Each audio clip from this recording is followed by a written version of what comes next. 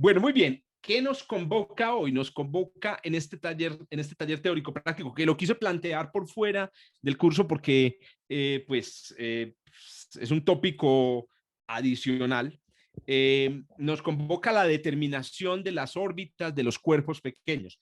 Yo las llamé órbitas de asteroides, pero en realidad la teoría que vamos a ver pues se aplica también obviamente a todos los cuerpos pequeños del sistema solar, incluyendo cometas, objetos transneptunianos o KBOs, y bueno, cualquier tipo de objeto, incluso la determinación de órbitas de satélites, también se puede utilizar esta teoría. Bueno, cuando decimos la determinación de órbita, estamos diciendo que usted cuando está en la Tierra, lo único que dispone es de una imagen del cielo o las coordenadas celestes de un objeto, pero usted no sabe cómo es la órbita en el espacio. Eso se llama la determinación de órbitas. Muy bien, comencemos entonces mencionando aquí que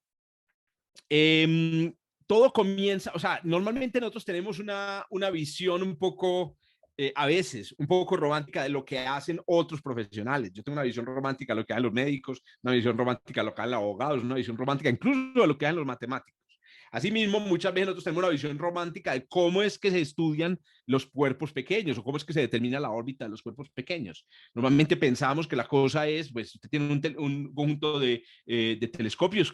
Me traje aquí el Observatorio Nacional de Venezuela, ¿cierto? Está en la cima de las montañas de Mérida, justamente Ya no de dato. porque ya no de dato, correcto. Porque hoy estuvimos hablando con el profesor Ignacio Ferrín en la clase de cuerpos pequeños. Entonces, no piensan normalmente que básicamente lo que se hace ya es tomarle fotos o imágenes a los asteroides y por alguna razón tal vez ocurre un milagro y el asteroide termina con una órbita. Correcto. Es decir, pensamos que la cosa la hacen los astrónomos de alguna manera, el astrónomo de alguna manera, y sale la órbita, digamos, después de un procedimiento que es misterioso para la mayoría de nosotros.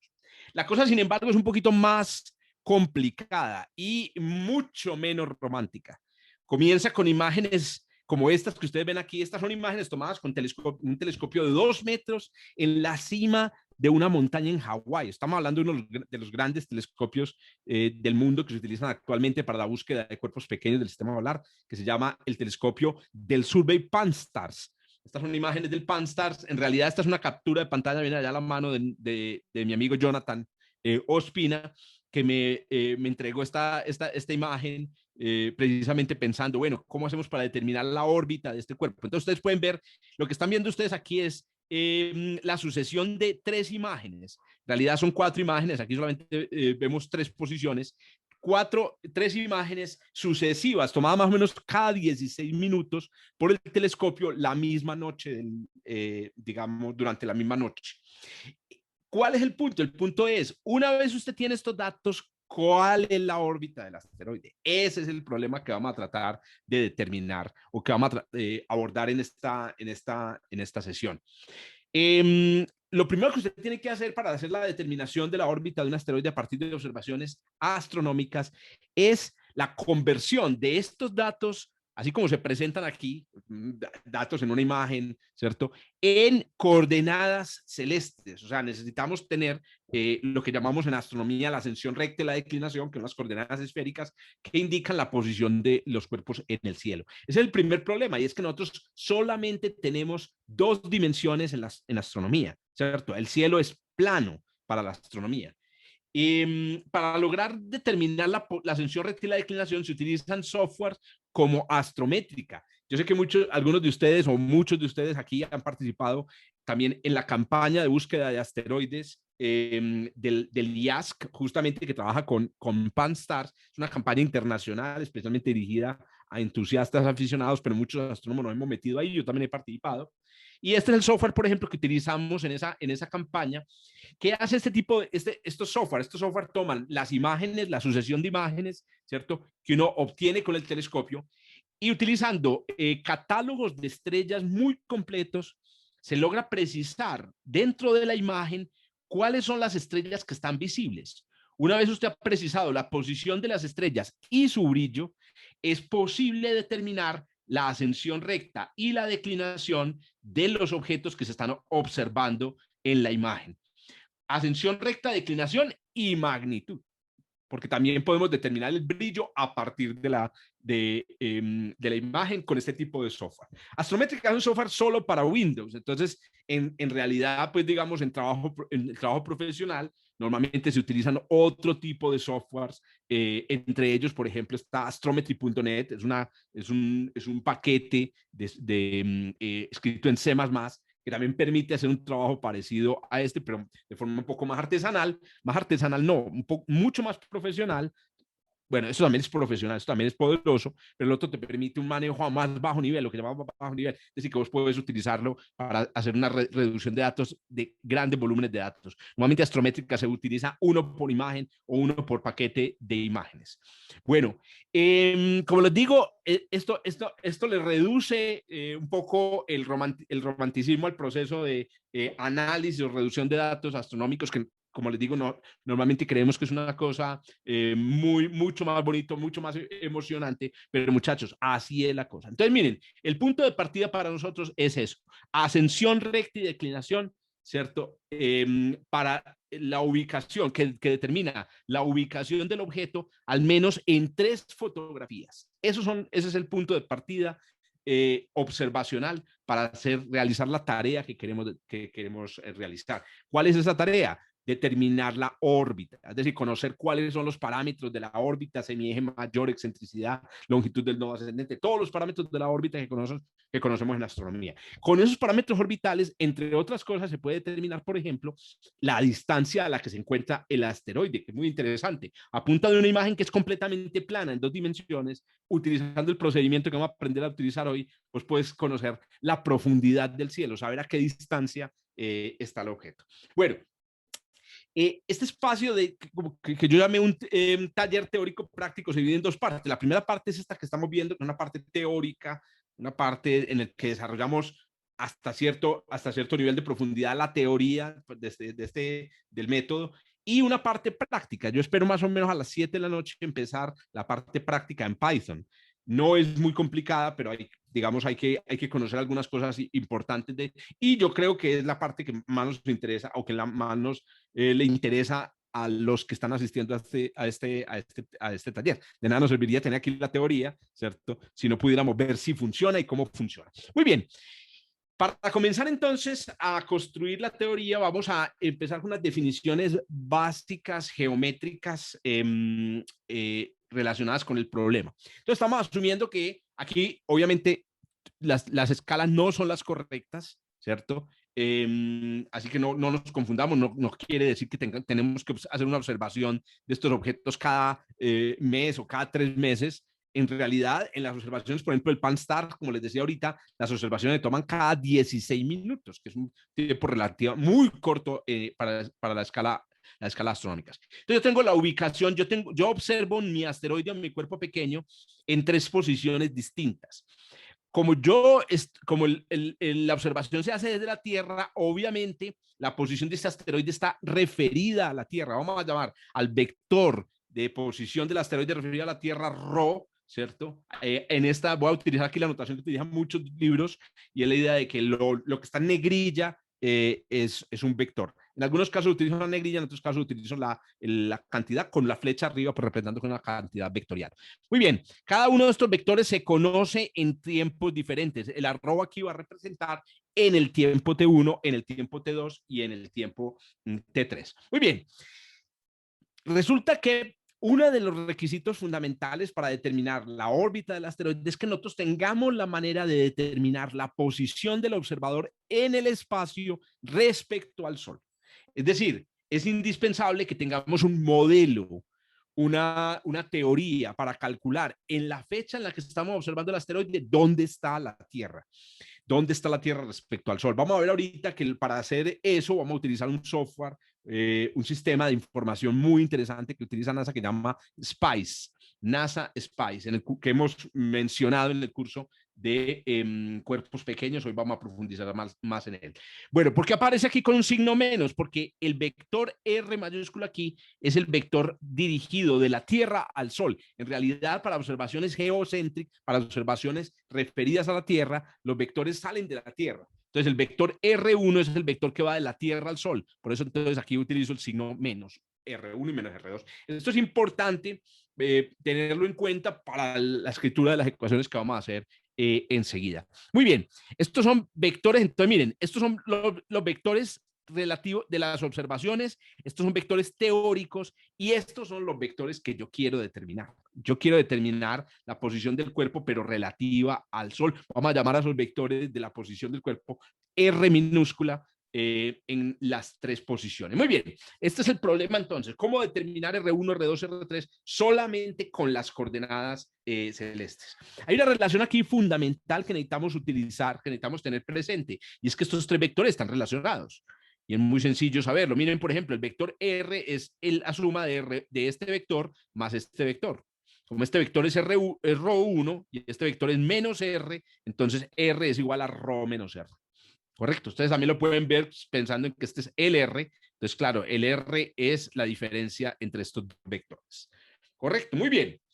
Ahora bien, esta manera de describir la posición del asteroide o el cuerpo pequeño, ¿dónde incluye aquí las coordenadas del cuerpo? ¿Dónde están las coordenadas celestes aquí? Bueno, como les decía ahorita, las coordenadas celestes, las coordenadas astronómicas que nosotros utilizamos para describir la posición de los cuerpos en el cielo, básicamente son coordenadas esféricas, coordenadas que nos permiten describir la posición de un cuerpo sobre una esfera. Hay dos coordenadas, ascensión recta y declinación. La ascensión recta es el análogo a la longitud celeste, la declinación es el análogo a la latitud celeste. Es posible convertir la ascensión recta y la declinación de un cuerpo en coordenadas cartesianas si usted conoce la distancia a la que está el cuerpo. Como nosotros estamos denotando aquí con ρ, a distancia al asteroide desde la Tierra, entonces si yo conozco la distancia al asteroide y conozco las coordenadas celestes, puedo conocer las coordenadas cartesianas del cuerpo. Esto implica entonces que yo puedo escribir el vector ρ de posición del cuerpo respecto a la Tierra, lo puedo escribir de esta manera en términos de simplemente la distancia a la Tierra y sus coordenadas celestes, ¿correcto? Aquí están X, Y, ρ por esto, y Z, ¿correcto? Muy bien, esto me permite introducir en el problema esta cantidad que aquí. Esta cantidad que aquí es una cantidad vectorial completamente conocida. Es un vector unitario. Este vector tiene magnitud 1. Lo van a llamar el vector, digamos, de posición en el cielo. Adri levantó la mano, pero volvió a bajar, no sé por qué. No, profe, No que sé. en ese caso, qué pena, en ese caso la base es cartesiana, entonces estamos expresando el vector en coordenadas esféricas, pero expresado en la base cartesiana. Claro, utilizamos coordenadas cartesianas, Ujú. perdón, utilizamos coordenadas esféricas para las observaciones, Sí. pero para hacer la descripción teórica de la posición del asteroide utilizamos coordenadas cartesianas. Eso es Vale. correcto. Muy bien.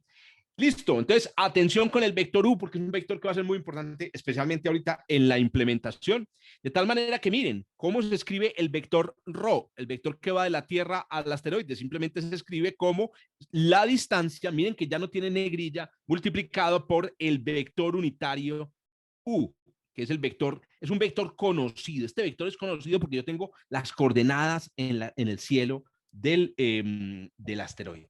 Muy bien. ¿Cómo puedo yo, a partir de estas, bueno, esto lo que estoy haciendo aquí simplemente es planteando la situación, planteando la configuración geométrica de este sistema? Ahora la pregunta es, conociendo estas cantidades, ¿cómo hago yo para sacar, por ejemplo, el valor de ρ o el valor de r? Recuerden que las R mayúsculas se supone que se deben conocer. Se supone que se deben conocer. Desde el tiempo de Ptolomeo, las R mayúsculas se calculan utilizando un modelo del sistema solar, ¿cierto? Muy bien. Entonces, ¿cómo calculo yo eso? Le debemos al señor Carl Friedrich Gauss la respuesta a esa pregunta. Gauss, a principios de los 1800, se ideó, muchachos y muchachas, un trucazo, un truco ni el hijo de puta, para poder obtener a partir solo de coordenadas esféricas el valor de los vectores posición en el espacio del asteroide. Es curioso o es interesante notar que el truco que se inventó o que descubrió, yo siempre digo descubrió porque para mí, yo soy un neoplatónico, las matemáticas habitan el mundo y los científicos y las científicas lo que hacemos es descubrir esas relaciones en el mundo. Pero algunos me han criticado porque dicen, no la descubrió, la inventó. Hay una discusión pues muy interesante sobre esto. Este señor descubrió este truco matemático fantástico pensando en la determinación de la órbita del asteroide Ceres. Si ustedes recuerdan del curso, los que han asistido al curso, Ceres fue el primer asteroide del cinturón principal descubierto, fue descubierto en 1801, y por esa época estaba el problema de, bueno, ¿cuál es la órbita? ¿Qué distancia está bueno, se supone que está entre la órbita de Marte y Júpiter, pero exactamente en qué órbita, qué inclinación tiene la órbita, qué excentricidad tiene la órbita. Pensando en el problema, Gauss descubrió pues el truco que vamos a plantear hoy y que se conoce de forma general en la literatura científica como el método de Gauss. Ustedes pueden encontrar el método de Gauss detallado, una versión del método de Gauss, no la que vamos a ver aquí, porque la que vamos a ver aquí es una versión muy práctica para implementación en una página Wikipedia. O sea, ustedes perfectamente podrían no haber asistido a esta clase y ver la página de Wikipedia. Lo que pasa es que la página de Wikipedia te presenta unas fórmulas y eso dónde salió, y eso cómo se usa, y eso sí funciona o no funciona. Muy bien. Algunas advertencias importantes antes de continuar hablando del método de Gauss. El método de Gauss tiene limitaciones. No todo lo que se llama Gauss digamos, infalible. En este caso, el método de Gauss, no estamos hablando de un método analítico, estamos hablando de un método aproximado. Y como método aproximado, pues hay un rango en el que él funciona y otro rango en los que no funciona. Cuando el método de Gauss funciona muy bien, en dos condiciones básicamente. La primera, observaciones separadas por largos periodos de tiempo. Estamos hablando, por ejemplo, de observaciones en donde los periodos de tiempo pueden ser del orden, bueno, esta es con errores, observaciones con errores separadas, por ejemplo, por el orden de horas entre una observación y la siguiente, días. Todo va a depender del tamaño de la órbita del asteroide. La segunda condición para que el método de Gauss funcione es que las medidas de posición, ascensión, recta y declinación sean muy precisas, muy precisas. Si son muy precisas, inclusive arbitrariamente precisas, lo vamos a ver si me alcanza para hacer un ejercicio, usted puede tener observaciones separadas por minutos. En muy unos pocos minutos, si la ascensión, recta y la declinación tiene precisión, pero súper wow, entonces se puede aplicar el método de Gauss. ¿Cuándo no se puede aplicar el método de Gauss? El método de Gauss puede empezar a fallar. Por ejemplo, cuando usted tiene errores en las observaciones, aquí estoy representando los errores, o represento los errores, este es un diagrama que realmente obtuve de este paper, que ahí les dejo el enlace, errores en las observaciones, y tiempos muy cortos entre las observaciones. Por ejemplo, las observaciones del IASC son observaciones de muy poco tiempo y tiene errores. Entonces, para los que de pronto están viendo este taller, para utilizarlo con las observaciones del IASC, hay que tener esa advertencia, hay que tener en la cabeza que puede no funcionar muy bien el método que vamos a ver en esta sesión. Ahora, podemos armar un grupito aparte, digamos, de trabajo, un grupito de estudio en el que podemos estudiar qué pasa en casos en donde no se puede aplicar. Bueno, pero ¿por qué no se puede aplicar el método de Gauss? No funciona tan bien cuando las observaciones tienen muchos errores o el tiempo entre ellos es muy grande. La razón se ve aquí, es decir, por varios puntos que tienen errores, usted puede hacer pasar una órbita, ¿cierto?, que no necesariamente coincide con la órbita verdadera. Y es porque los errores pues tienen un margen de maniobra, dejan un margen al método demasiado grande. Se dice que para observaciones muy separadas con muy poco tiempo puede darse que el arco geodésico es la figura que traza en el cielo, ¿cierto? La trayectoria, ¿cierto? Se llama arco geodésico porque la trayectoria es en 3 dimensiones, pero el cielo está en 2. Un arco geodésico es la proyección de 3 dimensiones a 2 dimensiones. Si el arco geodésico no es muy grande, entonces el método de Gauss puede no funcionar muy bien. Muy bien, pero empecé por las advertencias, pero es para que ustedes tengan presente. Si usted tiene un arco muy cortico, existen métodos muy poderosos que son los que utilizan precisamente el Minor Planet Center para hacer la determinación de la órbita con poquitas observaciones o con observaciones separadas por muy poco tiempo. Muy bien, vamos a ver pues cuál es el truco de Gauss. ¿Cuál es el truco de Gauss? La primera idea en el truco de Gauss es muy sencilla y viene de el álgebra lineal. Bueno, muchas de estas cosas están basadas en el álgebra lineal. El álgebra lineal simplemente, entre otras cosas, por ejemplo, es el álgebra de los vectores geométricos. Miren, muchachos, resulta que el movimiento de un cuerpo sobre una órbita cónica, una que se llama órbita kepleriana, ocurre sobre un plano. Entonces se supone que los vectores R1, R2 y R3 están sobre un plano. Si tres vectores están sobre un plano, se dice en matemáticas que son linealmente independientes. ¿Eso qué quiere decir en cristiano? Que usted puede siempre escribir uno de ellos, en este caso el R2, el de la mitad, lo puede escribir como una combinación de los otros dos. Siempre. Eso sí, si no sabemos cuánto valen estas que llamamos pues, las constantes de la combinación lineal. La pregunta aquí del millón es cuánto valen estas constantes, ¿cierto? Esa es la pregunta del millón. Muy bien. Si nosotros, qué pena, se me escapó aquí en los copy-paste, se me escapó esta cosa que hay aquí, la voy a borrar porque me parece muy feo. Si nosotros ahora reemplazamos lo que nosotros sabemos que es los vectores R1, R2 y R3, que los habíamos definido anteriormente en función de ρ, R y U. Recuerden que estos vectores U son vectores conocidos porque tenemos las observaciones. Si nosotros reemplazamos R2, R1 y R3, se obtiene esta ecuación que hay aquí. Esta ecuación que hay aquí en realidad no es una ecuación. Esta ecuación que hay aquí en realidad son tres ecuaciones. Tres ecuaciones, correcto.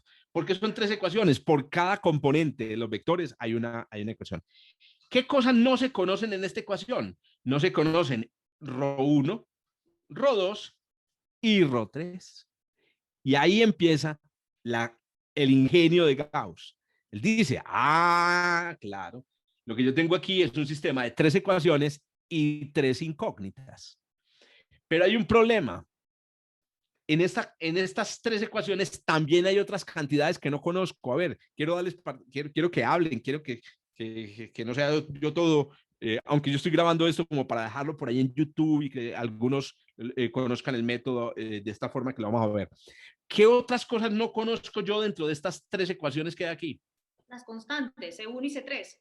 C1 y C3. Correcto, lo acabo de decir hace un momento. Las constantes C1 y C3 no tenemos ni idea de lo que son. Entonces, resulta que ese es el problema. El problema es determinar C1 y C3. Bueno, pero hay otra cosa y es, bueno, ¿yo cómo resuelvo este conjunto de ecuaciones? Una manera podría ser utilizando los métodos de la álgebra lineal, ¿cierto? Escribirlo como un sistema de ecuaciones lineales, calcularla, hacer reducción de Gauss-Jordan de la matriz, bla, bla, bla. Hay un truquillo aquí muy interesante que utiliza también el álgebra vectorial para despejar una de las variables en términos de las demás. En particular, es posible en este caso despejar, por ejemplo, ρ2, o sea, la distancia de la Tierra al asteroide, ¿cierto? En términos de cosas completamente conocidas. ¿Cómo lo hacemos? Si usted multiplica toda esta ecuación por un vector que sea perpendicular, producto punto, un vector que sea perpendicular a U1 y a U3, entonces, al hacer el producto punto, estos dos términos se van a anular. Cuéntenme qué vector es perpendicular simultáneamente a U1 y a U3.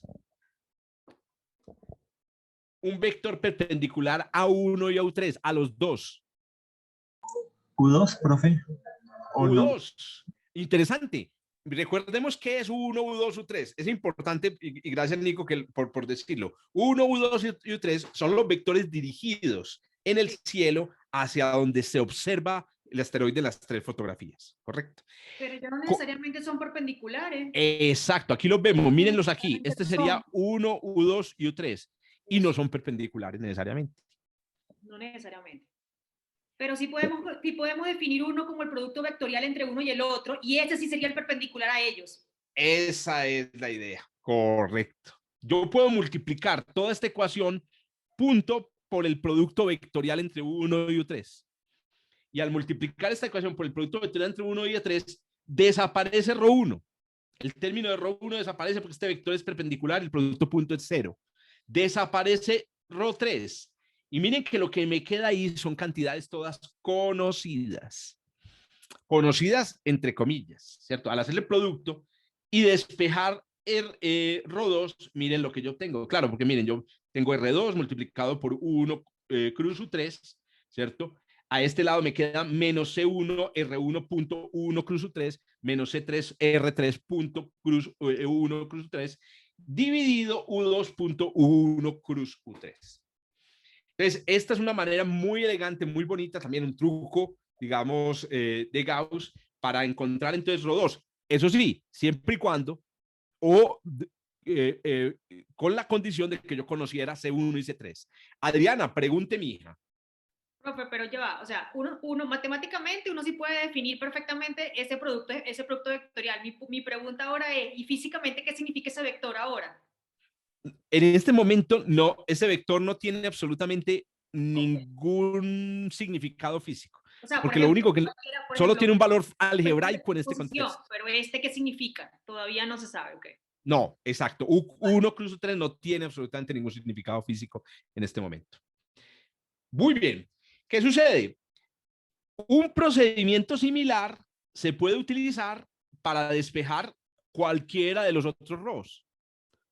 Por ejemplo, si quiero despejar ρ1,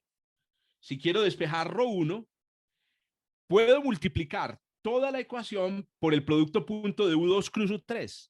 ¿Por qué? Porque al multiplicar por el producto punto de U2 cruz U3, se va este término y se va este término. Y el único término que me queda es el término de ρ1. Entonces miren cómo queda el ρ1 si yo conociera C1 y C3. Correcto. Entonces miren, ya tengo dos fórmulas para calcular. Acuérdense de lo que es ρ, de puta, muchachos. ρ es una belleza. ρ es la distancia a la que está el asteroide de la Tierra, a la distancia a la que está el asteroide desde la Tierra. O sea, ustedes con 3 observaciones, que es lo que estamos mostrando aquí, pueden determinar esa distancia. Bueno, si conocieran la constante C1 y C3. Recuerden que todo lo demás es conocido. Todas las demás cantidades que hay en esta ecuación son conocidas. Bueno, en general, la fórmula para calcular la distancia del asteroide en cualquier punto de la observación está dada por estas dos expresiones, ¿cierto? Donde aquí simplemente tengo la ρ2, que es especial, y la ρ1 y la ρ3 están dadas por esta relación que hay aquí. Aquí deduje la de R1, la de ρ3 es parecida, simplemente reemplazando aquí, digamos, si este es ρ3, aquí queda U1, ¿cierto? Si este es ρ1, aquí queda U3, ¿correcto? Ahorita lo vamos a ver implementado en el computador y van a ver que es una cosa muy, muy sencilla de implementar. Pero bueno, la pregunta ahora del millón es ¿cuánto valen las constantes C1 y C3? ¿Cómo determinamos estas constantes C1 y C3? Bien, otro truco, son aproximadamente 3 trucos de los que compone el método de Gauss para la determinación de órbitas. Otro truco que me permite a mí determinar el valor de C1 y C3 que podemos utilizar es qué pasa si yo multiplico toda esta cantidad por el producto cruz con R1. Pues resulta que del álgebra vectorial nosotros sabemos que R1 cruz R1 es 0 pollito rayado. Entonces, si yo multiplico todo este vector, toda esta cantidad por R1, al final me queda una expresión en la que C3 es la única incógnita. Efectivamente, miren, entonces nos quedaría R2 cruz R1. Si yo quiero encontrar la magnitud, el valor de C3, puedo calcular la magnitud de la expresión resultante, que es una expresión vectorial. Y la magnitud de la expresión resultante nos permite escribir esta expresión para C3. Entonces, miren qué tan interesante. C3 es simplemente la razón entre estos dos productos cruces. Y C1, la misma cosa. Yo puedo despejar C1 multiplicando todo por R3, producto club R3, y de esa manera me salen estos dos coeficientes que van a ser súper importantes. Entonces, los coeficientes, ahora sí, lo que preguntaba Adriana, ¿qué significan entonces estos coeficientes? ¿Qué es R1 cruz R3, R2 cruz R3? El producto cruz de dos vectores de las posiciones del asteroide o de un planeta cualquiera está relacionada con el área barrida. En realidad es la mitad del área barrida por el radiovector. Entonces, los coeficientes C1 y C3 que aparecen aquí son razones entre áreas. La razón entre el área barrida por el radiovector entre R2 y R3 y el área barrida por el radiovector entre R1 y R3. Esto es interesante porque esto nos da una idea de cuánto vale C1. Les pregunto, ¿puede ser C1 igual a 20? Échenle una mirada a esa definición. Puede ser a esa definición y al gráfico. Podría ser C1 20. O no podría ser 20. Miren la definición. Piensen en la interpretación. R2 cruz R3 magnitud es la mitad del área barrida entre R2 y R3. ¿Podría ser esto 20? Bajo ninguna circunstancia. Y la razón es esta. El área barrida entre R2 y R3 es más pequeña que el área barrida entre R1 y R3. Entonces, como es más pequeña, esta coeficiente tiene que ser menor a 1. Lo mismo sucede con este. El área barrida entre R1 y R2, ¿cierto? Es más pequeña que la área barrida entre R3 y R1. Entonces, es importante entender que estos C1 y C3, ahorita cuando los metamos a Python, nos deben dar números menores que 1. Si nos dan mayores que 1, hay un error. Yo normalmente trabajo, digamos, con esta lógica cuando estoy trabajando fuertemente en programación. Pero otra vez, qué belleza de hermosura. Encontramos unas relaciones súper lindas, pero, güey, puta, ¿cuánto valen R1, R2 y R3? Ah, güey. O sea, estoy como en un razonamiento circular. Para determinar ρ1, ρ2 y ρ3, ¿cierto? Necesito C1 y C3. Pero para determinar C1 y C3 necesito R. Pero para determinar R necesito come mierda. Gauss, no jodas, hombre, Gauss. Esa era la cabeza del señor Gauss. Bueno, aquí es donde entra el tercer truco. Y el tercer truco viene de la mecánica celeste, muchachos. La mecánica celeste, que es, bueno, el estudio, la aplicación de la mecánica de Newton al movimiento de los cuerpos. No voy a demostrar esto, muchas de las fórmulas que hay aquí, pues yo lo que quiero es que ustedes tengan una sensación, que se salgan de aquí, yo no entendí ni culo, pero yo sé dónde está la explicación. Ya sé en qué video está la explicación. El día de mañana, cuando me toque, voy y busco la explicación allá. Entonces no voy a explicarlo todo. Por ejemplo, no voy a explicar esta relación de la mecánica celeste, que realmente no es muy difícil de obtener. Viene de una expansión en series de Taylor de la posición de un cuerpo alrededor de una posición inicial. Créanme, no es difícil de obtener. Pueden buscar la literatura y encontrar cómo se deduce esta ecuación, pero es una ecuación muy bacana. Miren qué dice esta ecuación. A mí me encanta esta ecuación, es de las ecuaciones más apreciadas en la mecánica celeste. Esta ecuación dice que usted puede predecir dónde va a estar un asteroide o un planeta en cualquier momento del futuro, si usted sabe dónde estaba y a qué velocidad iba en un momento del pasado. ¿Correcto? O sea, sabiendo dónde está hoy y a dónde va, usted sabe hacia dónde va a estar. Correcto. Ahora bien, para saber dónde va a estar, por lo menos usted puede utilizar esta fórmula siempre y cuando esté proyectándose a un futuro que no esté muy lejos del presente. Se dice que esta es una fórmula aproximada, y aquí empiezan las aproximaciones del señor Gauss. Pilas que esta es una fórmula aproximada. Bueno, veamos las cantidades que hay en esa fórmula aproximada. El tiempo. Claro, la posición va a depender de cuánto tiempo pasó.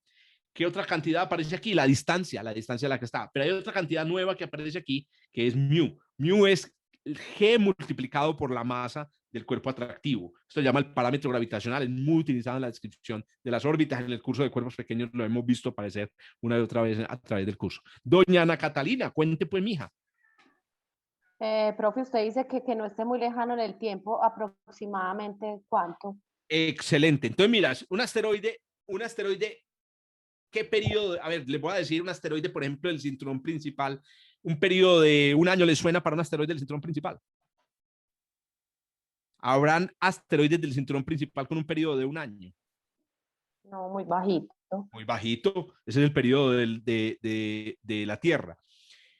El periodo de Júpiter es de 11 años, 12 años. Entonces debe ser una cosa entre un año y 12 años. ¿cierto? El periodo, por ejemplo, de Jorge Zuluaga es de 5 años. Es de 5 años, correcto. Ese es el periodo. Es decir, yo tengo 9 años en el asteroide Jorge Zuluaga. Bueno, resulta que entonces, cuando decimos un tiempo muy pequeño, nos referimos, Ana y todos, a un tiempo mucho más pequeño con 9 años. ¿Pero qué? ¿Un año es suficiente? No. Un año comparado con 9 años no es mucho más pequeño. Pero un mes, 10 días, un día, 16 minutos. Perfecto. Perfecto. Entre más pequeño sea este número, más exacta es esta aproximación. Correcto. Bueno, ¿y esto para qué sirve?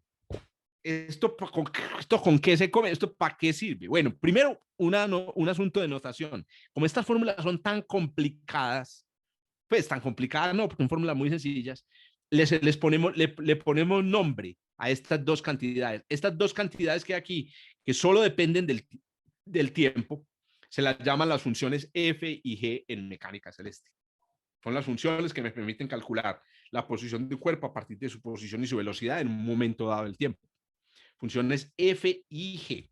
Bueno, pero repito, ¿esto para qué sirve? Entonces, por ejemplo, esto es para cualquier órbita. Ahora cojamos la órbita de nuestro asteroide. Pucha, la órbita de nuestro asteroide no es R0. Cojamos, por ejemplo, como posición inicial R2. No T0, sino T2. No B0, sino B2. Y quiero ver cómo puedo determinar la posición R3 a partir de R2. Entonces, ¿qué hay que hacer? Se coge la fórmula y se le reemplazan los valores correspondientes a esta nueva posición. En vez de T0 es T2. Entonces es T2. En vez de R0 es R2. En vez de T es T3. Y así sucesivamente.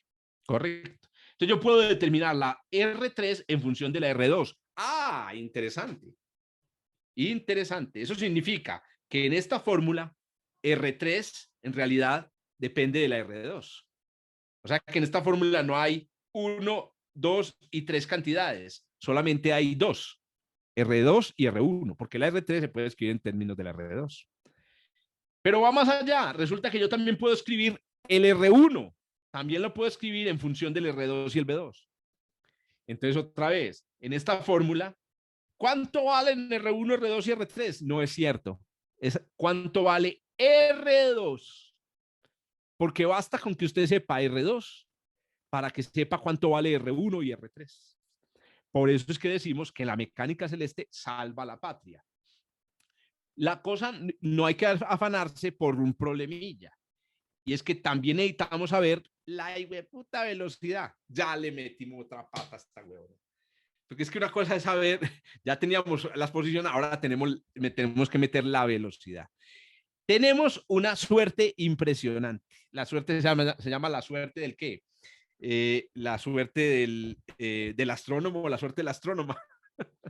Y es que si usted ahora coge las expresiones para R3 y R1 y las reemplaza en estas ecuaciones, resulta que el término que tiene la velocidad, los términos que tienen la velocidad, todos se cancelan, desaparecen. Hágame el puta favor.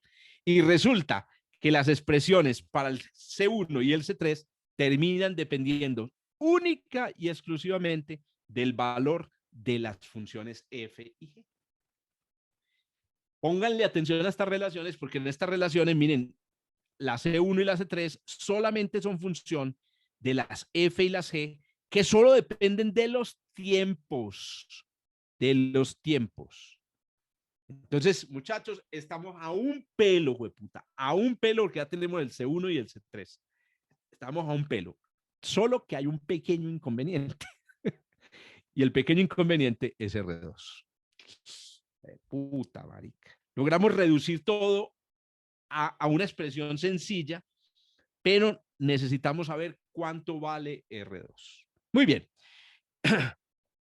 Entonces, recapitulemos. Este es el método. En realidad, este es el método. Ya voy a terminar de presentarles el método y vamos a tratar entonces de ver cómo se utiliza esta huevonada en Python. Recapitulemos. Entonces, yo tengo 3 observaciones hechas con un telescopio, que a propósito se pueden hacer con un telescopio pequeño. La Sergio Arboleda tiene sus observatorios, podría hacer esto perfectamente. La Universidad Tecnológica Pereira, el ITM, la única que no tiene observatorio es la de Antioquia. Ay, qué pena. No tenemos observatorio en la Antioquia, ¿cómo les parece? La única universidad con un programa de pregrado de astronomía. ¿Y cuál es la razón? Bueno, hay muchísimas razones, pero entre ellas está la burocracia estatal. Pero bueno, muy bien. Hasta por allá me diría la universidad distrital, pero nosotros sí tenemos. Y somos también pública. Ah, bueno, en ese caso, ya podemos entrar a mencionar las otras variables. Bien. Afortunadamente hoy en día estamos trabajando con datos de archivo de otros observatorios. Tenemos 3 observaciones del cielo. ¿Qué significa tener observaciones? Esto es lo que se van a meter en la cabeza mis astrónomas y mis astrónomos. Tener 3 observaciones, tener 3 vectores unitarios, 3 vectores que apuntan al cielo diciendo dónde está el... Supongamos que uno supiera R2. Supongamos, y lo pongo en rojo porque el método de Gauss depende de una suposición. La suposición de saber R2. Si nosotros sabemos R2, podemos calcular las funciones F y G. ¿Cierto? ¿Cómo? Con estas fórmulas. Ah, aquí no lo mencioné. Estas 3 observaciones, lo voy a corregir para la presentación, se conocen en los tiempos T1, T2 y T3, que son conocidos, que son tiempos completamente conocidos. Una vez usted tiene las funciones F1, G1, F3, C3, puede calcular C1, C3. Una vez usted calcula C1 y C3, puede calcular ρ2. Con esa fórmula horrenda que obtuvimos con los productos cruces y estas cosas. Y una vez usted tiene ρ2, pues puede calcular R2. Correcto. Porque R2 es ρ2U2 menos R2. No sé, creo que algunos ya lo vieron, la circularidad en este razonamiento. No sé si vieron ya la circularidad en este razonamiento. Hay una circularidad en este razonamiento. ¿Cuál es la circularidad en este razonamiento? Yo supuse que el valor de R2 y en el procedimiento llego a R2. Y entonces, ¿cierto? ¿Qué hago yo en este caso? Que a propósito, esta es la manera de calcular R2 vectorialmente, pero hay otra manera, la voy a dejar aquí escrita simplemente por si la queremos utilizar ahorita en el Python, y es utilizando el teorema del coseno. Se puede calcular utilizando el teorema del coseno. Nicolás abrió la boca. A ver, Nicolás, ¿qué es lo que usted vio aquí? A ver, ¿dónde está la circularidad aquí? No, profe, lo que tú decías que precisamente calcular el R2, Sí. necesitamos pues saber R2 y eso me pareció pues muy extraño. Muy extraño, ¿no?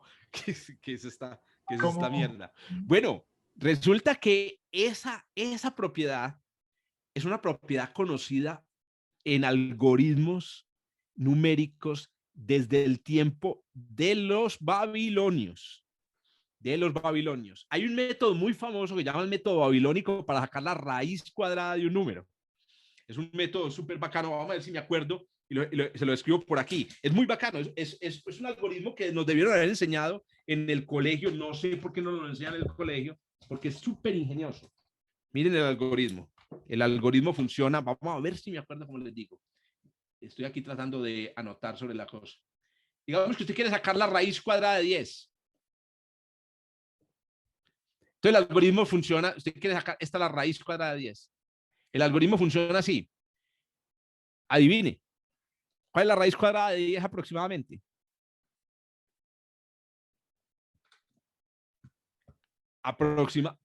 Pónganle ahí un valor, digamos, más o menos a ojímetro. Como 3.2 o algo así. Exacto. Entonces, ¿usted qué dice? Usted dice, vamos a suponer un valor... ¿Cómo dices? 2 más un diferencial. Eso. Vamos a suponer un valor, digamos, aproximado. Esperen que me escapó aquí la plumilla. Vamos a poner un valor aproximado. Pongámosle 3. Pongámosle 3 así, puta. Bueno, y entonces, ¿esa es la raíz cuadrada? No. A continuación, podemos calcular el siguiente valor de la raíz cuadrada aplicando la siguiente fórmula. O sea, usted con este valor aproximado, se me está escapando mi mouse. Con este valor aproximado puede calcular un nuevo valor dado por esta fórmula. Esta fórmula se la inventaron los babilonios.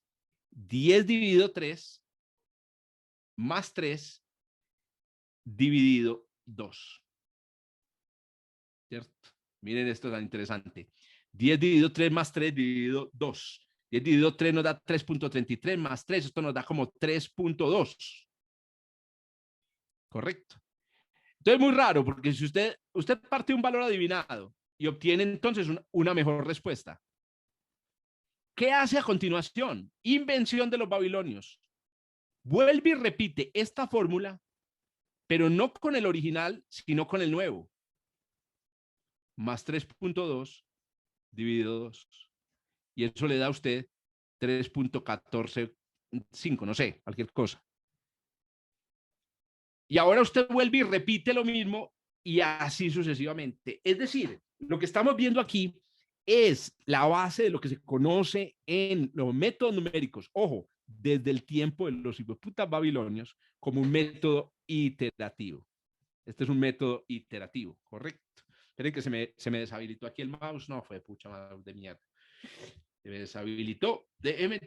Entonces, miren, la idea aquí es utilizar lo que hemos aprendido en 5.000 años de historia de utilización de métodos iterativos, que a propósito, los métodos iterativos son súper famosos en el mundo de las matemáticas y obviamente en el mundo de la física y la astronomía. Con métodos iterativos, por ejemplo, es que se determina, por ejemplo, una integral. Newton determina las primeras integrales, las determinó con métodos iterativos. Con métodos iterativos es que Halley determinó la órbita del cometa, del gran cometa de 1682. Entonces usted supone un R2, calcula un R2. Con ese R2 vuelve y calcula otro R2. Con ese R2 vuelve y calcula otro R2. Y si tiene suerte, con el tiempo, el valor que va a ir obteniendo de R2 es el valor correcto. Y se acabó. Ese es el método de Gauss. Con eso se hace todo. Correcto. Es un método iterativo que utiliza una serie de trucos. Es impresionante lo simple para lo que parecería ser una cosa realmente profundamente complicada. Es más complicada la explicación, es más complicado de explicar que de utilizar. Bueno, ¿qué me da a mí el método de Gauss al final? Me da el valor de C1 y C3. Y con el valor de C1 y C3, yo saco ρ1, ρ2, ρ3, R1, R2 y R3 en el espacio de 3 dimensiones. Pero como lo dijimos desde el principio incluso desde la invitación en esta conferencia, lo que yo quiero es determinar la órbita del asteroide. Determinar la órbita del asteroide implica conocer, por ejemplo, cuál es el semieje mayor, por ejemplo, el semieje mayor de la órbita, o determinar, por ejemplo, cuál es la excentricidad de la órbita. Entonces, la pregunta del millón ahora, y de esto sí no me voy a entrar en muchos detalles, aunque les voy a dejar en la presentación, les voy a dejar, digamos, algunos de los detalles. ¿Cómo paso yo de la determinación del vector posición, de los vectores posición en elementos orbitales? Los elementos orbitales son un conjunto de 4 parámetros, 6 parámetros en realidad, pero es que 4 parámetros, 5 parámetros en realidad, para ser más estricto, 6 parámetros que me definen la forma de la órbita, la excentricidad, el tamaño de la órbita, semieje mayor, la inclinación de la órbita, se llama la inclinación, la orientación de la órbita en el espacio, se llama la longitud del nodo ascendente, la posición del periapsis de la órbita y la posición del planeta sobre la órbita. Se llaman los elementos orbitales, 6 elementos orbitales. ¿Cómo se determinan los elementos orbitales? Bueno, voy a explicar con detalle solamente 2 de ellos. Por ejemplo, la inclinación. ¿Cómo determino yo la inclinación a partir de lo que acabo de hacer aquí? Pues miren, resulta que si yo tengo los vectores R2 y R3 en el espacio, puedo calcular el producto cruz entre ellos. Y el producto cruz entre estos 2 vectores es un vector que es perpendicular a la órbita. Perpendicular a la órbita. Con ese vector perpendicular a la órbita, yo puedo sacar la inclinación.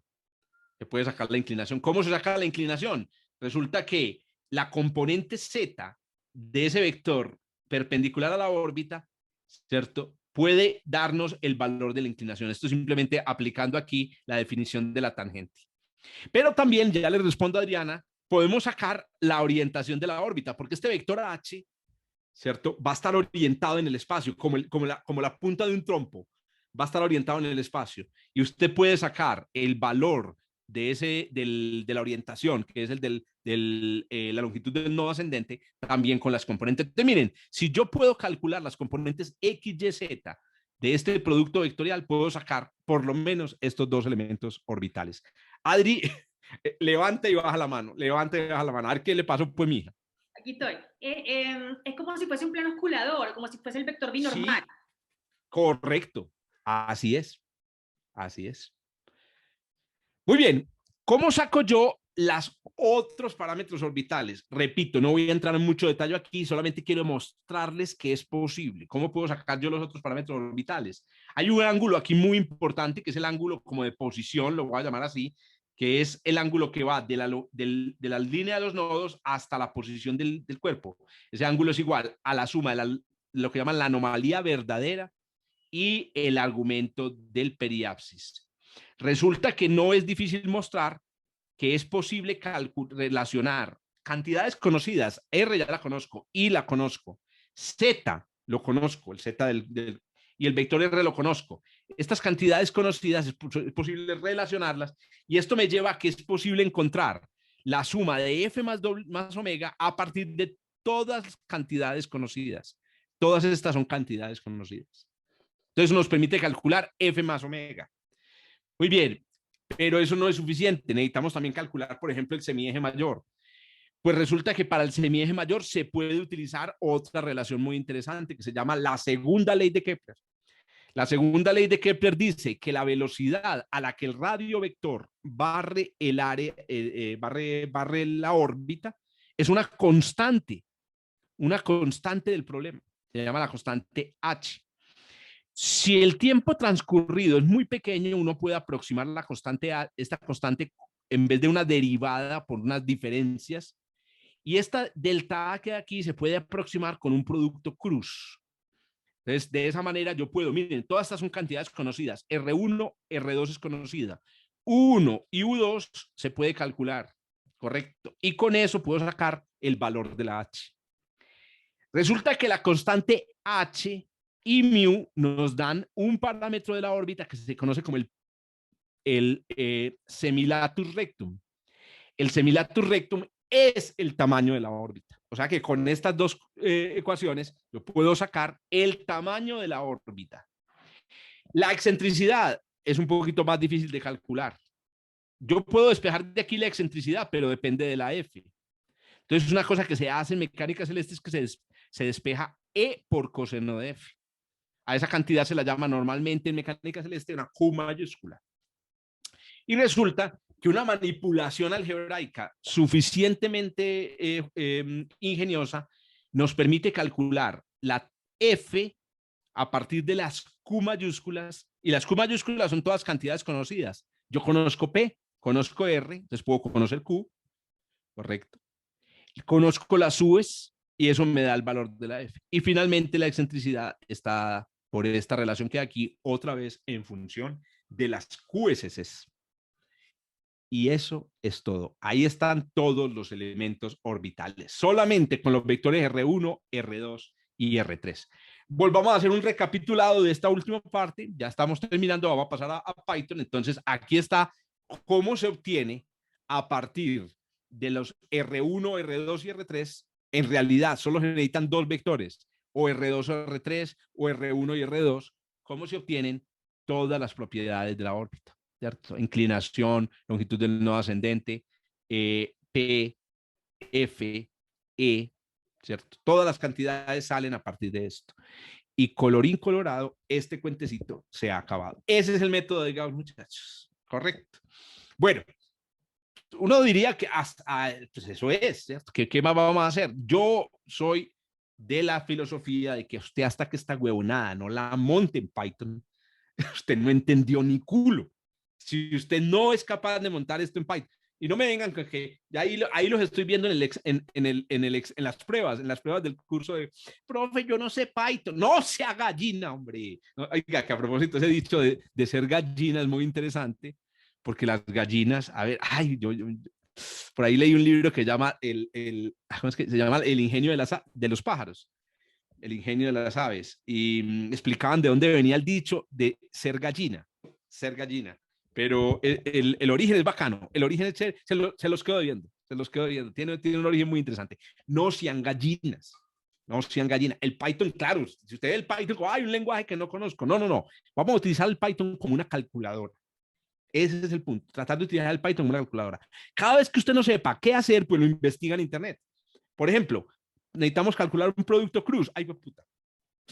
¿Cómo se hace un producto cruz en Python? Ah, se busca producto cruz en Python y le salen 30 páginas donde le explican cómo sale un producto cruz en Python. Muy bien, vamos entonces a ver, claro, yo estoy simplificándolo porque claro, pues claro, si el tipo sabe cómo hacer las cosas, entonces todo le va a parecer súper sencillo. Muy bien, entonces, método de Gauss para determinación de órbitas. Vamos entonces a ver. Vamos a empezar entonces por el principio. ¿Qué necesito yo para implementar el método de Gauss? Aquí es donde uno empieza a entender si entendió. Entonces, para eso nos venimos a esta diapositiva que hay aquí. En esta diapositiva está lo que yo necesito. ¿Qué necesito? Yo lo primero que necesito son las observaciones alfa y delta, o sea, las coordenadas esféricas de mis observaciones. Muy bien, entonces vamos a mirar aquí. Entonces, la primera cosa que yo necesito son vamos a mirar las coordenadas celestes de mis observaciones. Bueno, entonces, para hacer este ejercicio me traje unos daticos de un asteroide, lo voy a ir soltando por aquí. Un asteroide que los tengo por aquí, déjenme que los tenía por aquí precisamente para que veamos si podemos determinar la órbita de ese asteroide. Entonces vamos a coger, esperen que por aquí los tengo en otra ventanilla. Eso, aquí los estoy buscando. Perfecto, aquí está, perfecto. Profe, ¿un asteroide conocido o hipotético? Este asteroide es un asteroide cuyas observaciones se hicieron hace unos años. Esto es del 2013. Bueno, la primera cosa que tenemos que tener en cuenta es cómo se proveen las coordenadas celestes. Realmente las coordenadas celestes se proveen en astronomía utilizando lo que llaman el sistema sexagesimal. El sistema sexagesimal utiliza, por ejemplo, para la ascensión recta, horas, minutos y segundos. Correcto.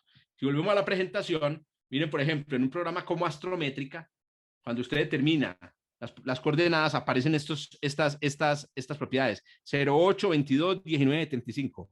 Estos son horas, minutos y segundos de ascensión recta. Entonces aquí la pregunta es, ¿yo cómo manipulo esto? Esta es la primera observación. Yo cómo manipulo en Python esto que hay aquí. Entonces la primera cosa que yo necesito hacer es convertir el sistema sexagesimal en sistema decimal. Es muy sencillo. 23 horas, 16 minutos y 41.26 segundos es 16 horas más 16 sesentaavos más 41.26 3.600 avos. Esta es conversión de sexagesimal a decimal. Sexagesimal es un sistema basado en 60, ¿correcto? Entonces ahí tenemos la ascensión recta. Muy bien, vamos a ver cuál es la declinación, que en este caso la llamamos delta 1. La declinación de este asteroide es 4 grados, 4 minutos y 40.84 segundos de arco. Ahí tienen la primera observación. Bueno, y el tiempo. La fecha 1 de observación, pero repito, esto es un asteroide real. Yo no estoy aquí trabajando con nada así, digamos, artificiales. Son observaciones reales. La fecha de observación fue el 10 de octubre del año 2013. 2013 a las 0 horas. Esto es de tiempo. Este tiempo es importante mencionarlo. Esto es tiempo de efemérides, se le llama en astronomía, tiempo de efemérides. Ahorita vamos a ver qué es eso. Efemérides. Correcto. Muy bien. Empiezan los problemas. Resulta que estas cantidades que hay aquí no están en unidades, en las mismas unidades. La declinación normalmente se da en grados, pero la ascensión recta se da en horas. La conversión de grados a horas es con un factor de 15. Usted tiene que multiplicar las horas por 15 para que le den la ascensión recta en grados. Vamos a ver entonces cómo es estas dos cantidades, alfa 1 y delta 1, ahí están 349 grados y 4.08 grados de declinación. Bueno, ¿por qué puse la fecha entre comillas? Porque la fecha es lo que llamamos una cadena de caracteres. Una cadena de caracteres. Muy bien, listo. Esto es suficiente. Esto es suficiente. Pues en principio debería ser suficiente. Ahora necesitamos entonces los otros tres. Las otras tres posiciones. Para las otras tres posiciones, pues como veo que se repite el mismo procedimiento, pues yo puedo hacer una cosa que en Python se conoce como una rutina. ¿Qué es una rutina? Una rutina es un procedimiento que se repite muchas veces. ¿Y cuál es el procedimiento? Es un procedimiento en el que yo doy posición en el cielo. ¿Qué hace ese procedimiento? Ese procedimiento recibe la ascensión recta, recibe la declinación y recibe la fecha. ¿Y qué devuelve? Esta cosa devuelve, entonces vamos a suponer que recibimos el alfa como una lista de valores, donde el alfa 0 es el primer valor, el alfa 1 el segundo valor y el alfa 2 el segundo valor. Hagamos una cosa, llamemos a esto AD y esto debe devolver alfa y delta. Entonces miren, este es un truquillo en Python. Entonces miren cómo podemos calcular esto. Alfa es igual. La primera componente, entonces vamos a suponer que es una lista, es los grados. La segunda componente son los minutos. La tercera son los segundos. La tercera es A2. Aquí tiene que tener en cuenta que en Python y en los lenguajes de programación, estas cosas se hacen en los vectores, perdón, las listas se numeran desde cero. Entonces, miren, esta manera de trabajar, esto es una cosa un poquito más avanzada en Python, pero es como para que simplifiquemos un poco el trabajo.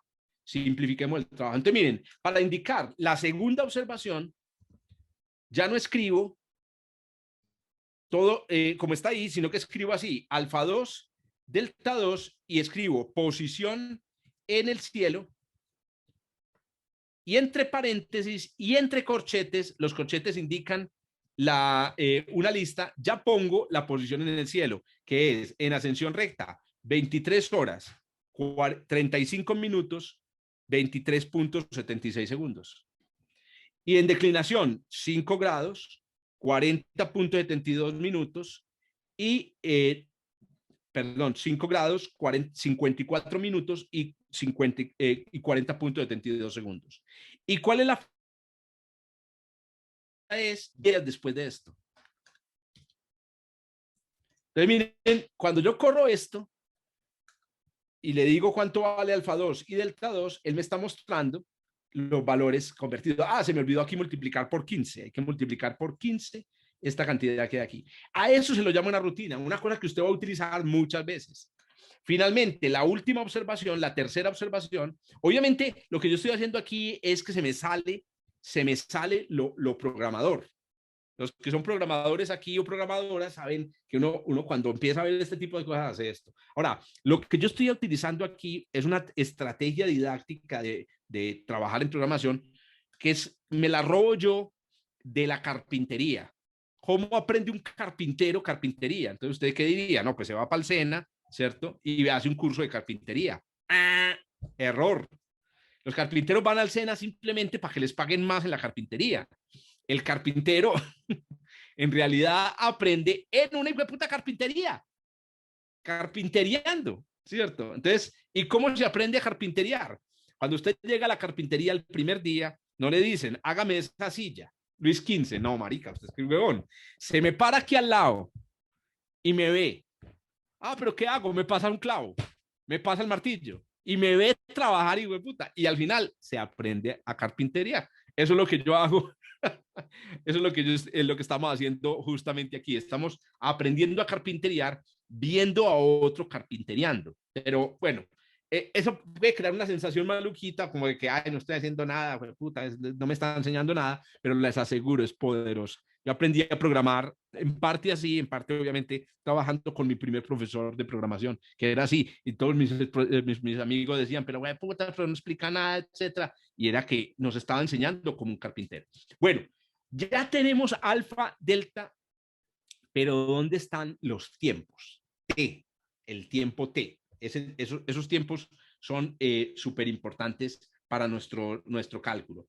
Bueno, uno puede aproximarse a este problema de varias maneras. Yo me voy a aproximar de esta manera, que es una manera relativamente sencilla de aproximarme al problema, pero hay otras maneras. Una manera es a mano. Miren, yo puedo suponer que la primera observación ocurre en tiempo t igual a 0. Pero probablemente, ¿cómo va a ocurrir en tiempo t igual a 0? Ah, perdón, me equivoqué. No puedo utilizar esto porque necesito conocer las posiciones de la Tierra. Y entonces aquí viene una cosa súper importante. ¿Se acuerdan que una de las cosas que necesitamos, condiciones sine qua non, conditio sine qua non, condiciones sine qua non para que esto funcione? Resulta que para que esto funcione es necesario que nosotros tengamos la posición de la Tierra en el espacio, la posición de la Tierra, que son los vectores R mayúscula, R1, R2 y R3. ¿De dónde putas voy a sacar yo la posición de la Tierra? Y por eso me detuve un momento, porque necesitamos una cosa. Para poder calcular las posiciones de la Tierra en el espacio, posición de la Tierra en el espacio, yo puedo utilizar un modelo, digamos, simplificado. El modelo de Ptolomeo podría utilizarlo. El modelo de Ptolomeo todavía funciona, no sé si sabían, todavía funciona. Lo que pasa es que nos produce errores del orden de 1 minuto de arco, ¿cierto? Y el de Copérnico, demasiado complicado. Ese nunca lo utilizamos para nada. Se saltó de una al modelo de Kepler. Y el modelo de Kepler está programado en un paquete y en un sistema de astronomía que se llama SPICE. SpicyPy. Hay un paquete para Python que se llama SpicyPy que nos permite trabajar con el sistema de información SPICE que contiene la información sobre el modelo del sistema solar. Primera cosa, necesitamos tener instalado SPICE. Listo. Una vez instalado SPICE, importamos el paquete. Correcto. Y a continuación necesitamos los datos de las posiciones planetarias. Lo que hace NASA, a propósito, lo que vamos a hacer aquí es lo que hace NASA cuando va a mandar una misión a Marte. Exactamente lo que vamos a hacer aquí. Lo que vamos a hacer es de alto turmeque, pero muy sencillo. Ya todo el mundo lo hace porque NASA lo liberó este sistema poderoso. Lo primero que necesitamos hacer es descargar las posiciones de los planetas. Estas posiciones de los planetas calculadas con SPICE son calculadas con supercomputadoras, simulaciones por supercomputadoras. ¿Cómo obtenemos las posiciones de los planetas? Necesitamos una cosa que se llama un kernel. Necesitamos un kernel. Los kernels son fuentes de datos. NASA, SPICE, yo les voy a pasar esto, kernels, genetic kernels. Ya les voy a pasar aquí el link por el chat para los que de pronto estén, si puede suceder que algunos de ustedes estén eso. Muy bien. Por aquí me encontré un comentario. El problema es la convergencia. Excelente comentario.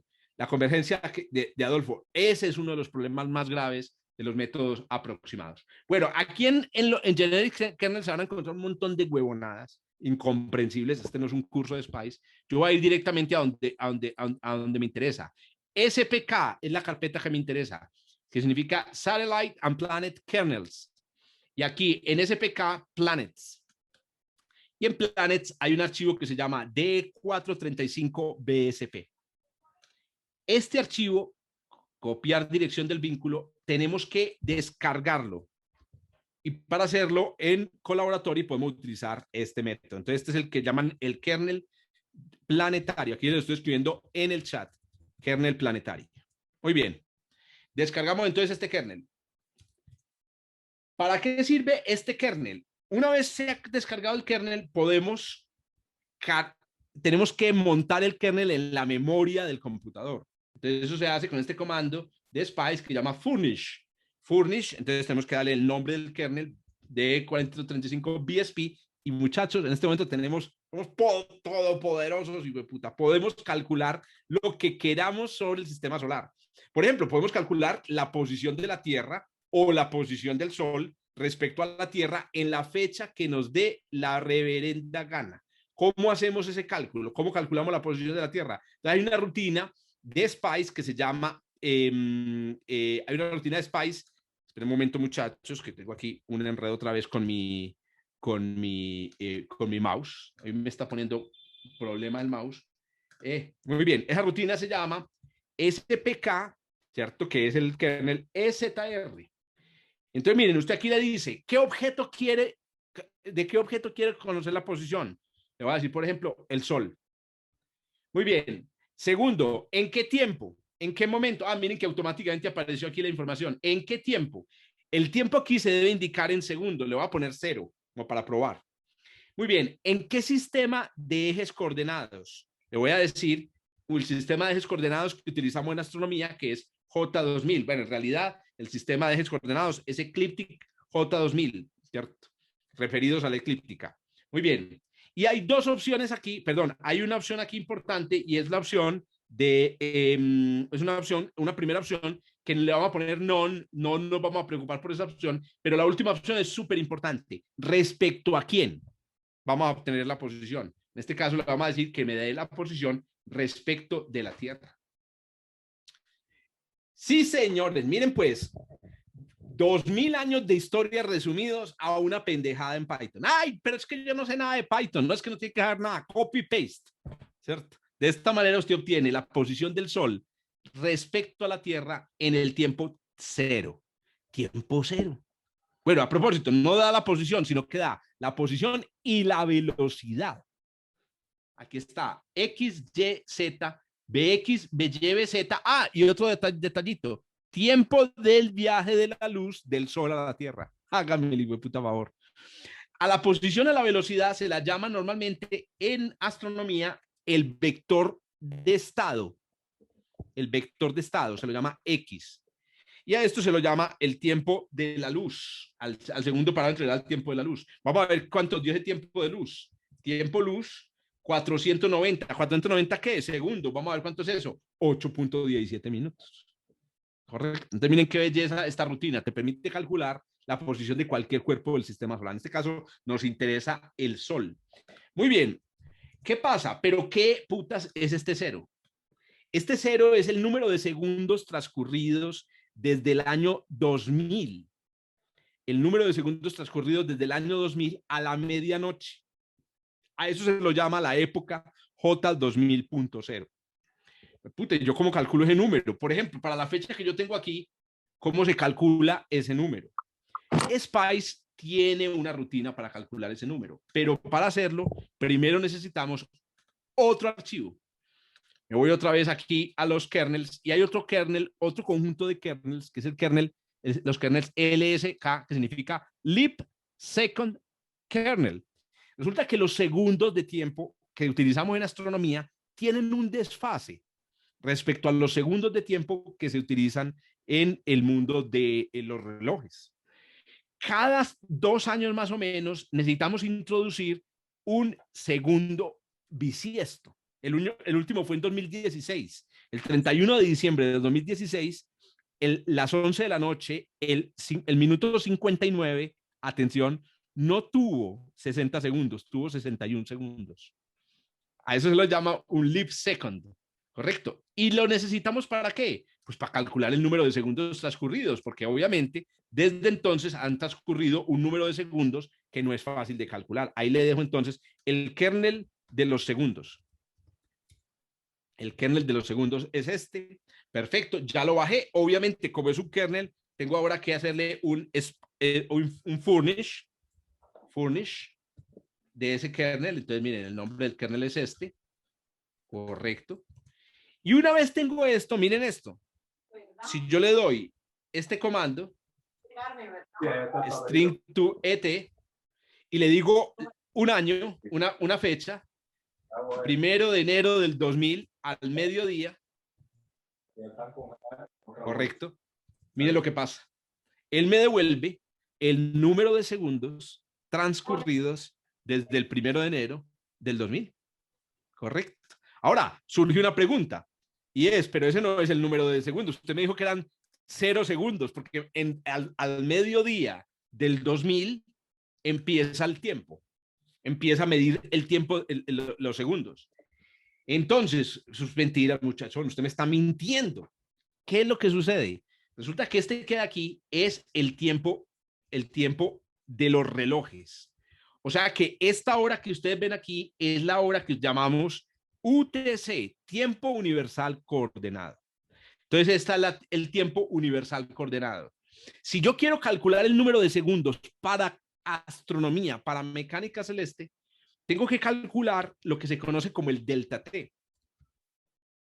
El delta T es una cantidad que me dice cuántos segundos de desfase hay entre UTC y el delta T. ¿Cómo funciona? Usted le dice el tiempo universal, ¿cierto? Le dice el tiempo universal en segundos y le dice con respecto a quién quiere calcular el delta T. Delta T es la diferencia, delta T es la diferencia de UTC, que es tiempo de panadero, a ET, que es tiempo de astrónoma o astrónoma, ¿correcto? El tiempo de panadero. Vamos a ver cuánto vale de T. 64.18 segundos, justamente. El tiempo de panadero, la diferencia. Entonces, ahora sí, tenemos el tiempo astronómico. El tiempo astronómico será el tiempo universal menos el de T. Y miren, entonces, ahora, ¿cuánto nos da esto? Esto nos va a dar tiempo astronómico. Tiene que darnos 0 pollitos rayados, pues, puta. Nos da 0 pollitos rayados. Bueno, 10 a la menos 11, que es un errorcito, pues, ahí que en el problema. Entonces, miren, si ustedes quieren poner aquí, ¿cierto? El día de su cumpleaños, voy a poner aquí el día de mi cumpleaños, no hay compromiso, sin compromiso. El día de mi cumpleaños a las 2 de la mañana, por ejemplo, ¿cierto? Ya casi, profe. Yo no dije nada. Entonces, miren, el número de segundos transcurridos hasta las 2 de la mañana de UTC normal. Si usted lo quiere en hora de Colombia, también puede poner UTC-5. Este es el número de segundos transcurridos desde UTC-5 acá. Bueno, entonces, volviendo, recopilando, estas son las condiciones sin las cuales no. Si yo quiero hacer este cálculo que hay aquí, a este cálculo que hay aquí le falta el tiempo. Entonces, miren cómo calcularía yo el tiempo aquí. Entonces, como voy a calcular el tiempo, voy a meterlo directamente dentro de la rutina. El tiempo astronómico, ¿cierto? Aquí, entonces me voy a traer, eso es lo bueno de las rutinas, me voy a traer este truquito, para acá, eso, lo ponemos por acá, sí. Muy bien, y entonces miren, el tiempo astronómico, aquí en vez de poner toda esta porquería, pongo la fecha. Correcto, pongo la fecha y aquí devuelvo el tiempo astronómico. Ya no solamente devuelvo ascensión recta, declinación, sino que además devuelvo el tiempo astronómico.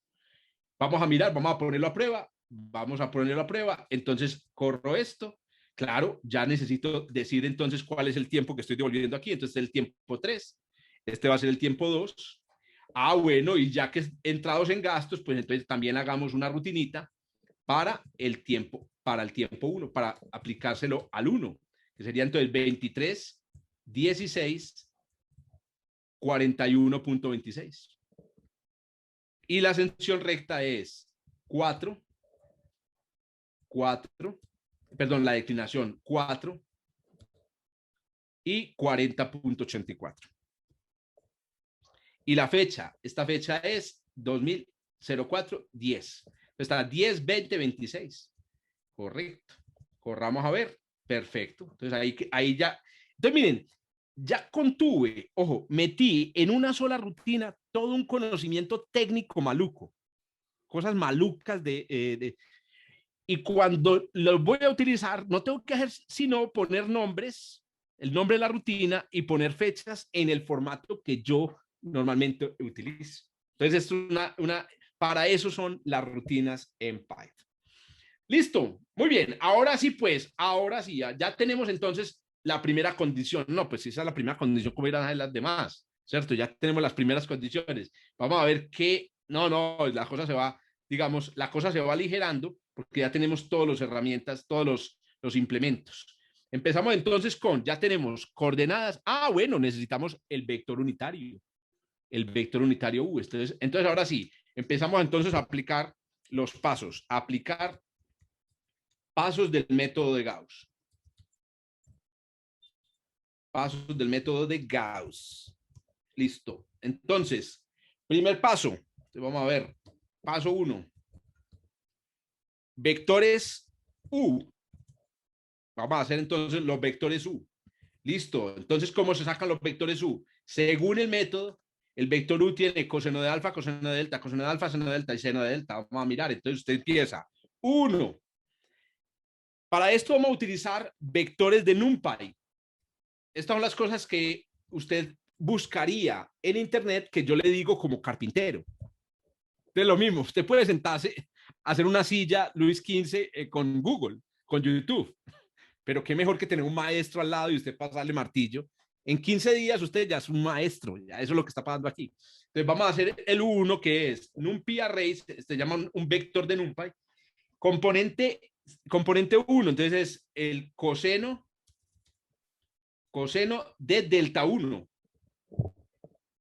multiplicado por el coseno de alfa 1. Listo. Segunda componente, coseno de delta 2, de delta 1 multiplicado por el seno de alfa 1.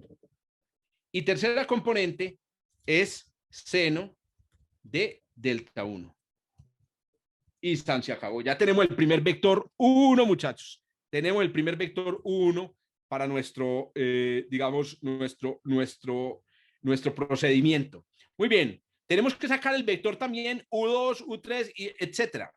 Pero entonces aquí surge, digamos, la pregunta de, ¿no será que esto se puede simplificar un poquito? Una manera podría ser hacer nuestra propia rutina, ¿cierto? Nuestra propia rutina para hacer esto. Pero resulta, y esta es una de las ventajas que tiene Spice, que Spice se inventó justamente para hacer este tipo de cosas. Entonces, ¿qué significa? Usted puede hacer esto, así como lo estoy haciendo ahí manualmente, o usted le puede encargar a Spice que haga algunas cosas por usted. En este caso, por ejemplo, usted le puede encargar a Spice que haga esto mismo, pero utilizando una rutina que se llama lat-rec. ¿Qué significa esto? Convierta de coordenadas ascensión de esféricas a coordenadas cartesianas. Entonces, miren, ¿qué se le pasa a lat-rec? Se le pasa alfa, delta. Ah, pero primero se le tenía que pasar radius. Como este es un vector unitario, le paso 1. Y eso me debe dar también el 1. Vamos a ver si nos da lo mismo. Exactamente la misma mierda. Entonces, más bien utilizo esto. Bueno, pero aquí hay un problemita. No tengo que ser muy juicioso. Alfa 1 y delta 1 están en grados. Los tengo que convertir en radianes. Entonces, vamos a inventar aquí el factor de conversión para pasar de grados a radianes es multiplicar por pi y dividir por 180. Entonces, aquí tengo que multiplicar por dec esto y esto multiplicarlo por dec. Y este va a ser entonces mi verdadero vector unitario U1. ¿Correcto? Bueno, una vez tengo esto, entonces aquí es donde empiezan las cosas bacanas. Ya usted simplemente copy-paste, como nos gusta a todos. Apunta y copy-paste, mijo. Pero bueno, a todos, incluyendo al ministro de Ciencias. Lo que pasa es que el ministro de Ciencia lo utiliza para las tesis. Nosotros lo utilizamos eso en los programas nomás.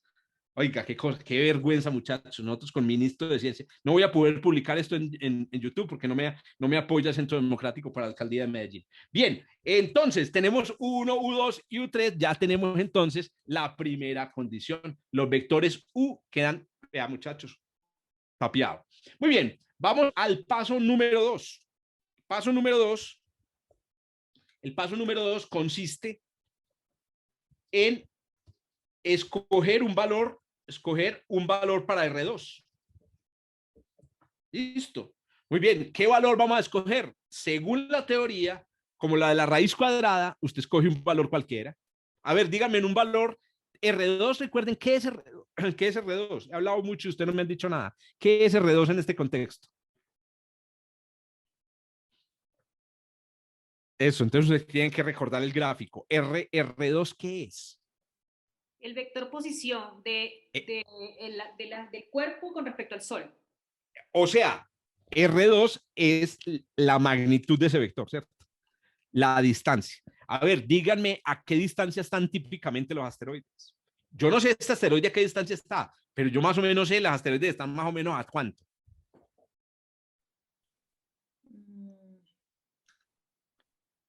Punto Depende, 5, depende del asteroide. Si es depende del asteroide, pero A, díganme si en un, es NEA, exacto, pero díganme en un valor que ustedes dirían, si yo tuviera que adivinar, yo le pondría pum tanto. 1.5 unidades astronómicas.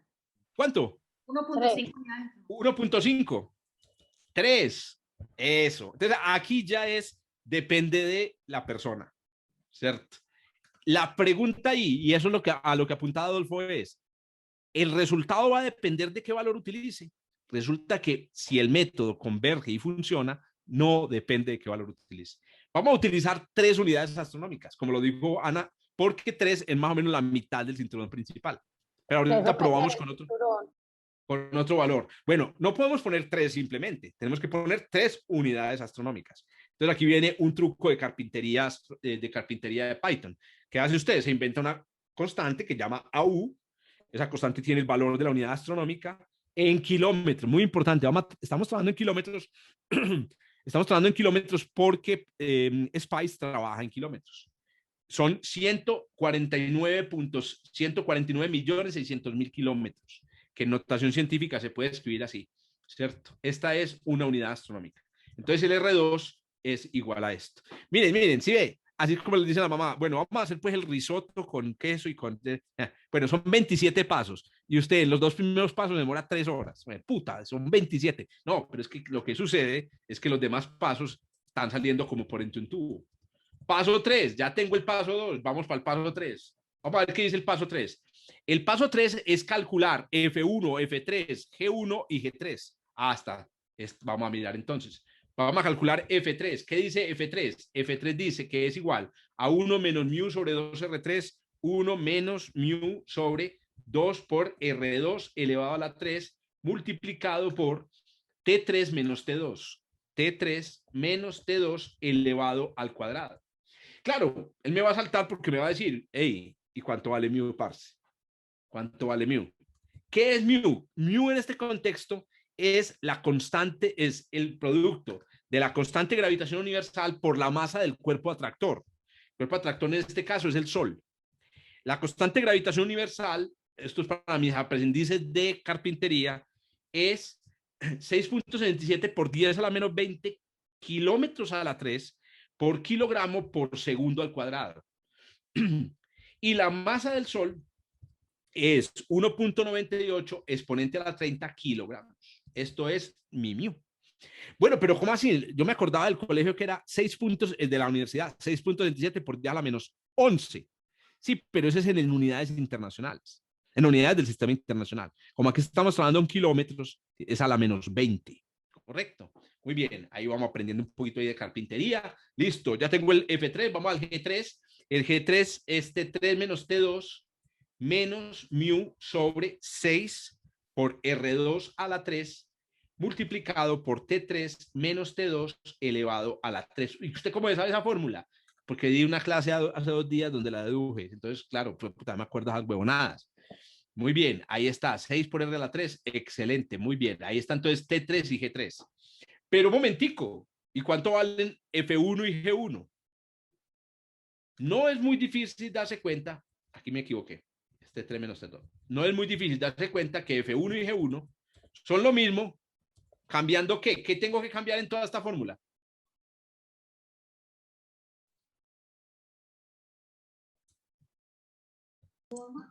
Tiempos y el R2.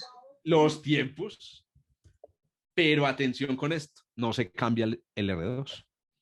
El R2 es mi vector de referencia, ese no se cambia. Entonces ya tengo F1 y G1.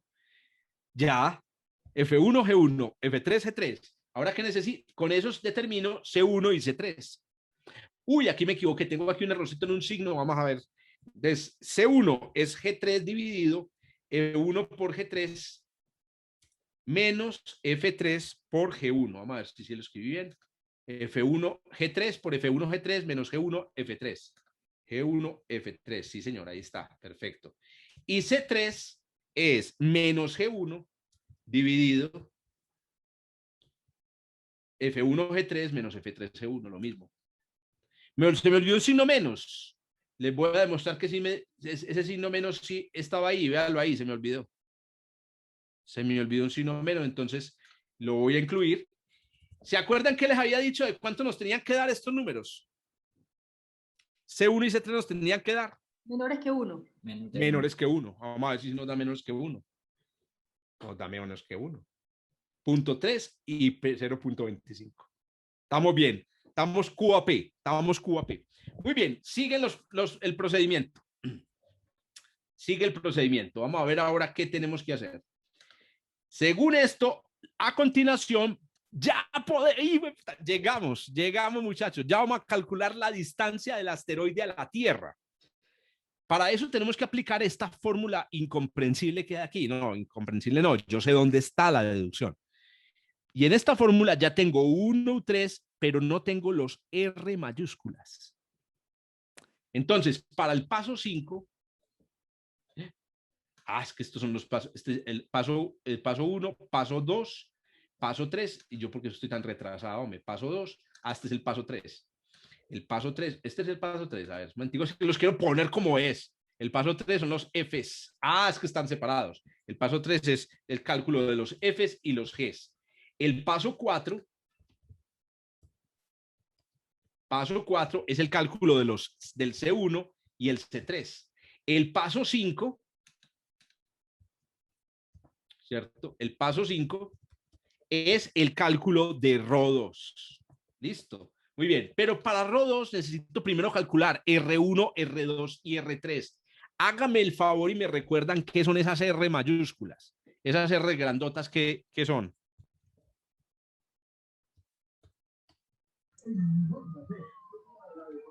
Distancias Tierra-Sol en las disposiciones.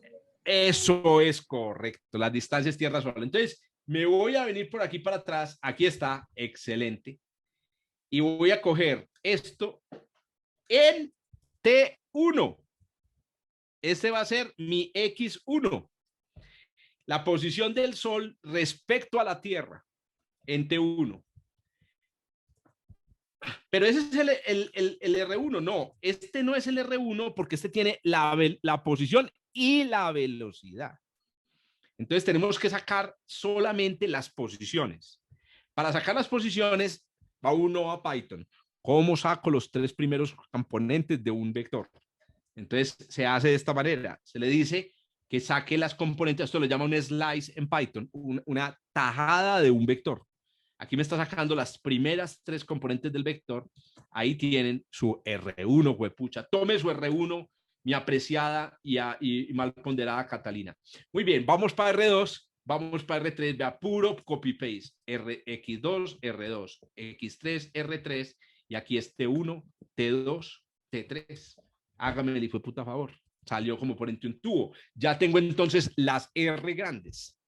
Entonces ahora sí, ya con las R grandes, vamos ahora sí a tratar de sacar el puto R2.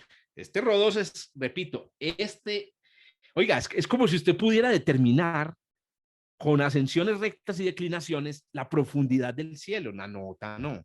Bueno, es lo que nos permite la mecánica celeste. Y Gauss, el favor de Gauss.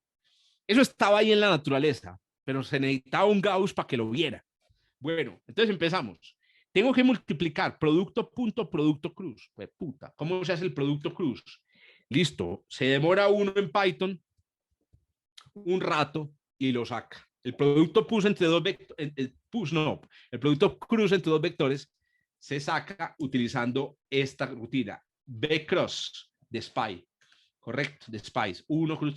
Y el producto punto se hace con esta otra rutina, B dot. Entonces miren, esto que hay aquí nos da R2 cruz punto 1 cruz 3. Ahí tenemos la primera cantidad. Listo, entonces vamos para la segunda. La segunda es menos C1 por R1. Entonces, C1 multiplicado por esto mismo, pero con R1. Y la tercera es C3 por lo mismo, pero con R3. Y a todo esto lo tengo que dividir por U2.1 cruz U3. Entonces aquí es U2.1 cruz U3. Bueno, cruzan los dedos, muchachos. Aquí es donde uno sabe si el método funciona. Listo. Uy, fue puta, ahí ya empieza Cristo a padecer. Primero, un resultado negativo. ¿Qué puta significa un resultado negativo? Un resultado negativo definitivamente no es una buena noticia. El resultado negativo básicamente significa que hay un errorcito en el cálculo. Hay algo en el cálculo que está equivocado, pues no nos debería dar, digamos, un valor negativo de esta cantidad. ¿Qué podrá ser este resultado negativo? Entonces aquí podemos empezar a probar cosas. Una cosa que podría haber sucedido es que estuviéramos utilizando de pronto un valor de R2 muy desfasado del valor real. Entonces me voy a devolver y voy a coger un valor diferente de R2. Voy a coger 2 unidades astronómicas y ahorita vemos si es eso, ¿cierto? Vamos a ver si es eso. Yo no creería que es eso, pero vamos a ver si es eso. Entonces hago el mismo cálculo, bueno, perfecto, y tiremos a ver el R2. Me sigue saliendo negativo. Entonces no es el valor de R2, no es el valor de R2, no es R2 lo que me está saliendo, perdón, no es el valor de, sí, el del R2 minúscula. Bueno, hay una pruebita que podemos, es que miren, cuando uno empieza a jugar, se dice que uno empieza a hacer el programa cuando lo termina. Eso lo que significa es que la parte más difícil de hacer un programa, en realidad, es depurar el programa. O sea, eliminarle los bichos. Miren este problema, miren, R1, R2 y R3, X1, X1 y X1. Ese es el problema del copy-paste, mi apreciado ministro, diga ya, mi apreciada, ese es el problema del copy-paste. El problema del copy-paste es que uno se lleva errores. Vamos a mirar ahora si nos dio, bueno, ya la cosa está dando positiva. Volvamos otra vez, yo quiero seguir con el 3 unidades astronómicas, vamos a ver si depende del valor que haya escogido. Listo. Bueno, es un número enorme. Es un número enorme. Para saber cuánto es esto en cristiano, podemos dividir por las unidades astronómicas. Ya tenemos un valor en unidades astronómicas para el RO2. Correcto, para el RO2. Vamos a ver qué pasa si yo cambio aquí a 2 unidades astronómicas. Si cambio a 2 unidades astronómicas. Jueputa. No me está gustando ese valor, no me está gustando, me parece un valor demasiado alto, pero bueno, quería mostrar aquí primero, antes de continuar, hacer una prueba, una verificación. Hay una verificación muy interesante que podemos hacer, una verificación, y es esta verificación. Resulta que R2, si ustedes recuerdan, se puede escribir como C1 por R1 más C3 por R3. Entonces yo quiero ver si me está dando correctamente el R2. Entonces voy a comparar aquí el vector R2 con este otro vector. No está dando, estos dos vectores no están coincidiendo y eso me produce un poquito de sospechilla. Me produce sospechas de que algo aquí no está bien. Hay algo ahí que no me está gustando. Vamos a mirar una cosa. Voy a volver aquí. Estoy en 2 unidades astronómicas. Sigo en 2 unidades astronómicas. Sí. Punto 37, punto 62. Este es 51.98. A ver, yo veo que no me haya equivocado aquí en el C1 y el C2, que no tenga aquí errores en el C1 y el C2. T3, a ver, ustedes me tienen que ayudar también, que no me vaya a haber equivocado aquí en un factor que no del factor correcto, T a la 3, T a la 2, mu. No, yo creo que la cosa puede estar dando, yo creo que puede ser un asunto con el valor del mu. Vamos a ver cuánto me está dando aquí el valor del mu. Bueno, está dando gigantesco, pero vamos a mirar. Bueno, sigamos y miramos ahorita, digamos, qué problemita habría. Entonces, a ver, ya tengo el RO2. Una vez yo tengo el RO2, entonces ahora voy al último paso. El último paso es el R2. Entonces, el paso final, que es el paso 6, ¿cierto? Es calcular R2. Entonces, ¿cómo se calcula el R2? El R2 se calcula así. R2 es igual, en este caso, bueno, R2 es igual a ρ2 multiplicado por U2 menos R2. Dalo aquí. ρ2 es ρ2 multiplicado por U2 menos R2. Correcto. Entonces, hacemos este cálculo. Pero aquí tengo que tener mucho cuidado por una cosa muy sencilla, y es que el R2 ya le tenía, ese nombre, el R2 ya lo tenía. Es una cantidad diferente. Entonces le voy a poner aquí más bien esto es un vector. Entonces lo voy a llamar R2 vector. Y vamos a ver cuánto nos da ese R2 vector. Bueno, nos da una cierta cantidad. Ahora, vamos a ver cuánto nos da el valor de la magnitud de ese vector. La magnitud de ese vector nos da este número. Si yo lo divido por unidades astronómicas, me da 7.80 y pico. Entonces, miren qué pasa. Este que acá, este va a ser el R2, la magnitud. Es el R2 con el que yo puedo recomenzar otra vez ahora el ciclo. Entonces, la idea es, en este punto ya llegué al R2, ahora puedo volver al principio y recomenzar. Entonces, en este momento se repite el procedimiento. Se repite, es que yo vuelvo otra vez, tengo que volver otra vez al paso, ya tenía el 2, al paso 3. Entonces volvemos al paso 3. El paso 3 que era el cálculo de los Fs. Después voy al paso 4. Vamos a ver cuál es el paso 4. El paso 4 que era el cálculo de las Cs. Después del paso 4 voy al paso 5. Que es el paso del cálculo del R2 vectorial y el R2 en magnitud. Entonces, miren, al repetir el procedimiento, entonces ya estoy obteniendo un R2, un nuevo R2. Miren que este R2 que hay acá, a ver, este R2 que hay acá debe haberme dado un poquitico diferente. A ver, ¿cuánto me está dando? Me está dando exactamente lo mismo. Se me olvidó una cosa, se me olvidó calcular el ρ2, el nuevo valor de ρ2. ¿Dónde estaba el valor de ρ2? Vamos a mirar. ¿Dónde calculamos el valor nosotros de ρ2? Aquí se me olvidó este paso de acá. Entonces, me había olvidado aquí poner, una vez tengo esto, tengo el valor del ρ2. Eso. Y miren, ya tengo un nuevo valor de R2. Entonces, aquí es donde está el problema. La cosa se está saliendo de madre. Se me está saliendo de madre la cosa, porque miren que en la siguiente iteración ya el R2 ya va dando 1000 unidades astronómicas. Fue puta, se fue esto para el borde interior del cinturón principal de asteroides. Entonces vamos a revisar dónde puede estar el problema. El primer problema para mí ocurre cuando la cosa se sale aquí de madre y el ρ2 me da muy por encima del valor de inicial. Cuando me da muy por encima del valor inicial, las cosas empiezan a ser sospechosas. ¿Dónde podrá estar aquí el problema? ¿Dónde podrá estar el problema? Otra verificación que se puede hacer y que es muy útil es esta verificación que hay aquí.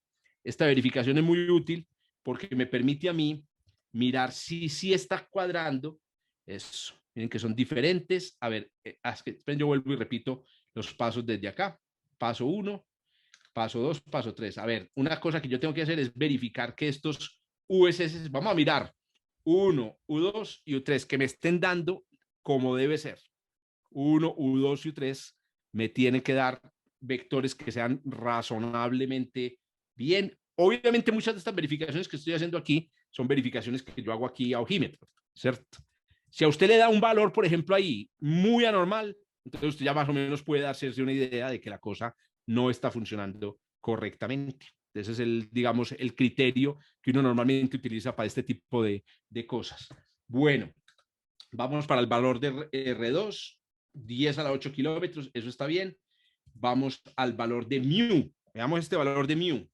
Este valor de mu normalmente es un valor que no debe ser muy desfasado del valor de mu, por ejemplo, que utiliza el mismo SPICE para calcular la posición de la Tierra o el Sol, porque la Tierra y el Sol están calculados utilizando el valor de, perdón, la posición de la Tierra y el Sol estamos calculados con un software, digamos, un supercomputador.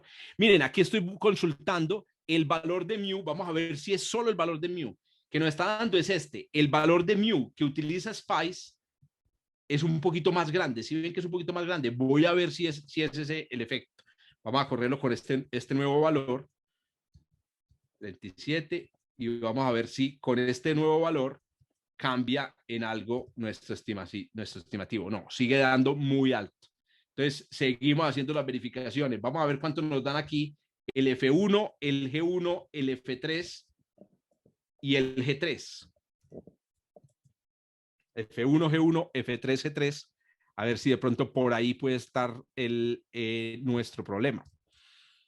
¿Cuánto nos dan entonces estos valores? Nos dan valores, bueno, unos muy grandes, otros muy pequeños, ¿cierto? Vamos a mirar si esto tiene sentido. A ver, entonces, el G1 nos da menos 86.000, el F2, 851, y los F1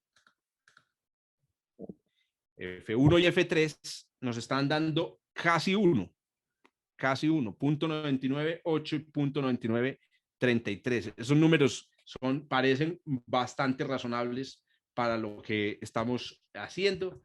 Veamos qué pasa con el C1 y el C3. C1 y C3 nos están dando más o menos también razonables. Los valores parecen ser los que son también. 62, 56, 37, 56.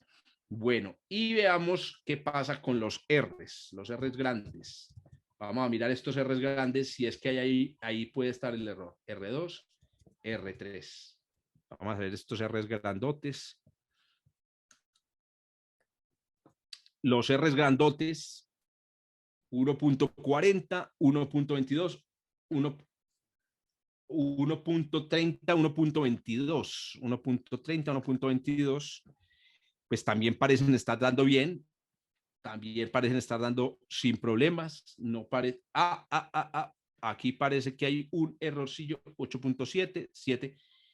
Vamos a mirar una cosa, veamos los tiempos, que los tiempos sí estén bien, verifiquemos que estos tiempos estén correctos. Vamos a ver el tiempo T1, T2 y T3. Estos no pueden ser no pueden estar muy desfasados, porque ahí sí nos podemos, digamos, en el cálculo. T1, T2, T3, ¿qué nos dan entonces? Son tiempos enormes, parecen ser tiempos razonables. 419, 420 tampoco parece ser ese el problema. Ya creo que sé por dónde es la cosa. A ver, voy a utilizar aquí el sistema de referencia. Esto no debería ser un problema, pero voy a utilizar el sistema de referencia J2000, no el sistema de referencia del Eclíptica J2000. Vamos a mirar. Esto parece estar bien. Puta, eso fue, muchachos. Esa fue la cagada. Miren que ahora el valor sí nos está dando razonable. Uy, ¿qué pasó ahí? No entiendo por qué un cambio de sistema de referencia puede producir un error tan significativo. Ahora, el valor de R2 nos está dando 2.9 unidades astronómicas. Ahora sí, volvamos, sigamos. Entonces, el paso 6 es calcular el vector y de aquí sacar el R2, 2.15. Miren, empecé con 2. Ahora paso a 2.9. Perdón, ahora paso a 2.15. Ahora lo repito. Vamos a repetirlo. Uy, aquí me saltó otra vez. Aquí me vuelve a saltar otra vez. A ver si yo hice algún cambio. R2, R2, R2, R2. No hice ningún cambio. ¿Por qué me salta ahora a 370 unidades astronómicas? No veo por qué me esté dando después de... Porque miren que si yo le cambio aquí, vamos a mirar aquí una cosa. Si yo cambio aquí las condiciones, no por 2 unidades astronómicas, sino por 3 unidades astronómicas, vamos a mirar cómo cambia el resultado.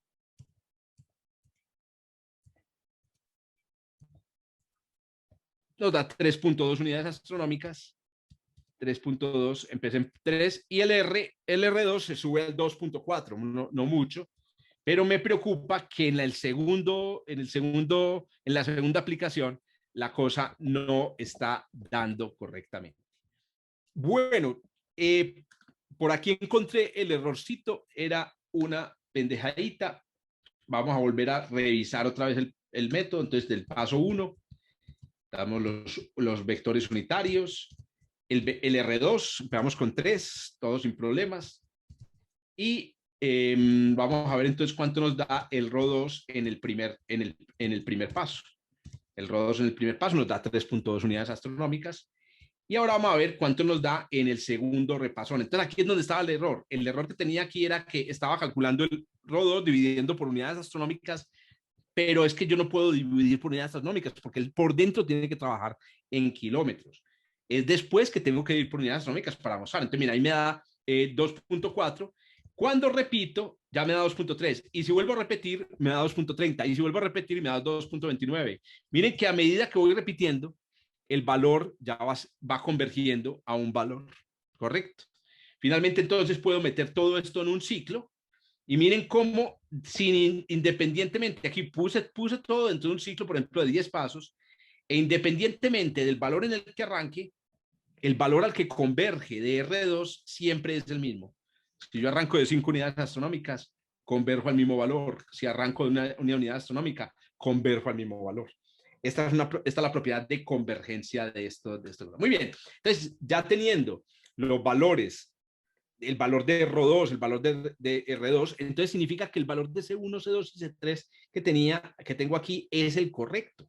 Y si el valor de R1, R2 y R3 es el correcto, entonces ahora puedo utilizar esta fórmula. Bueno, el R2 ya lo tengo y ya tengo el R2 vectorial. Pero ahora puedo utilizar esta misma fórmula, la fórmula de los ROS. Vamos a buscarla aquí, que es una fórmula groserísima, que es esta que hay aquí. Puedo utilizar esta fórmula para calcular el ρ1 y el ρ3, porque me falta el vector ρ1 y el ρ3. Entonces vamos a ver el ρ1 y el ρ3. Eso, el ρ1 y el ρ3. Vamos a mirar qué dice la fórmula. Empieza con signo menos. Esto es con signo menos. U2 cruz U1. Entonces ahora utilizas U2 cruz U1. Aquí es con signo más. Este tiene ahora signo más. Signo más y signo más aquí. Y es U2 cruz U1. Y aquí es U2 cruz U1. Y entonces este es U3. Eso es lo que dice esta fórmula aquí abajo. Listo. Aquí tengo entonces U3 cruz U2 cruz U1. Sí, señores. Míralo ahí. Ahí está U2 cruz U1. Ya tengo entonces el ρ1 y el ρ3. Y si tengo el ρ1 y el ρ3, puedo calcular el R1 vector, que es ρ1 por U1 menos R1, y el R1 mayúsculo, y el ρ2 vectorial es el ρ3 vectorial es ρ3 por U3 menos R3. Y esto entonces ya me da los vectores posición de las 3 posiciones del asteroide. Con los vectores posición ahora puedo entonces calcular los elementos orbitales. Y para eso entonces la rutina que les había mencionado, digamos, antes de este adendum, yo me construí una rutinilla. Es esta rutina que, perdón, permítanme, me la traigo por aquí, un pastelito que tengo por aquí a un lado.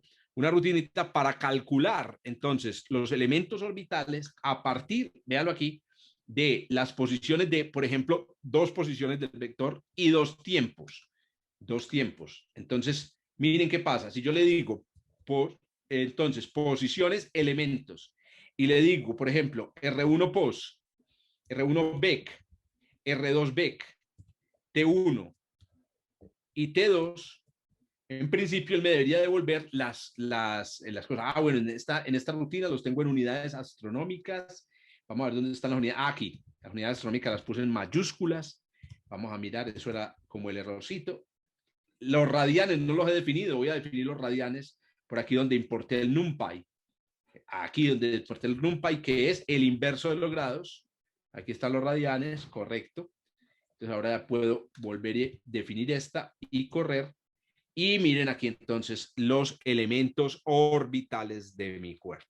Entonces ahí me sale semieje mayor, excentricidad, inclinación, ¿cierto? Longitud del nodo ascendente, argumento del periapsis y el F. Vamos a ver una cosa, me está saliendo una cosa sospechosa, veo una cosa sospechosa aquí y es el semieje mayor, ¿cierto? Si tengo R del orden de 2, no me debería salir un semieje mayor tan grande. Es posible que tenga un errorcito. Ah, claro, mírenlo, ¿cierto? ¿Cierto? No corregí, no, lo hice para el row 3, pero no lo hice para el row 1. Claro, el row 3 y el row 1. Entonces el row 1, ya lo que tengo que hacer aquí es U2, U3, U2, U3, U2, U3, y aquí es el row 1, U2, U3. Vamos a mirar. División. Aquí tengo que ser muy... aquí me equivoqué. U2, U3. Perfecto. El vector. Y aquí me salen los elementos orbitales. De nuevo, no me está saliendo muy bien. Vamos a revisar bien la fórmula, que sí sea bien. Entonces, row 1, U2, U3. Vamos a mirar. C1, R1, C3, R3, U2, U3. Perfecto. El row 3 está bien calculado. Tenemos que ser muy juiciosos con estas fórmulas. Ahí es donde está, como les digo, la cosa delicada. La cosa delicada es hacer esto súper bien. U2, U1, perfecto. Y C3, vamos a mirar. Ah, sí, claro, es que me falta una cosa aquí abajo. Los Cs, me falta un C. Excelente, claro. Me falta multiplicar aquí abajo por C1 y aquí abajo por C3. Correcto. Y estos son los elementos orbitales de mi asteroide, calculado entonces utilizando la teoría y el método de Gauss. Muy bien, hasta ahí, pues ahí quería agregar este adendum porque no quería quedarme con el errorcito que había cometido.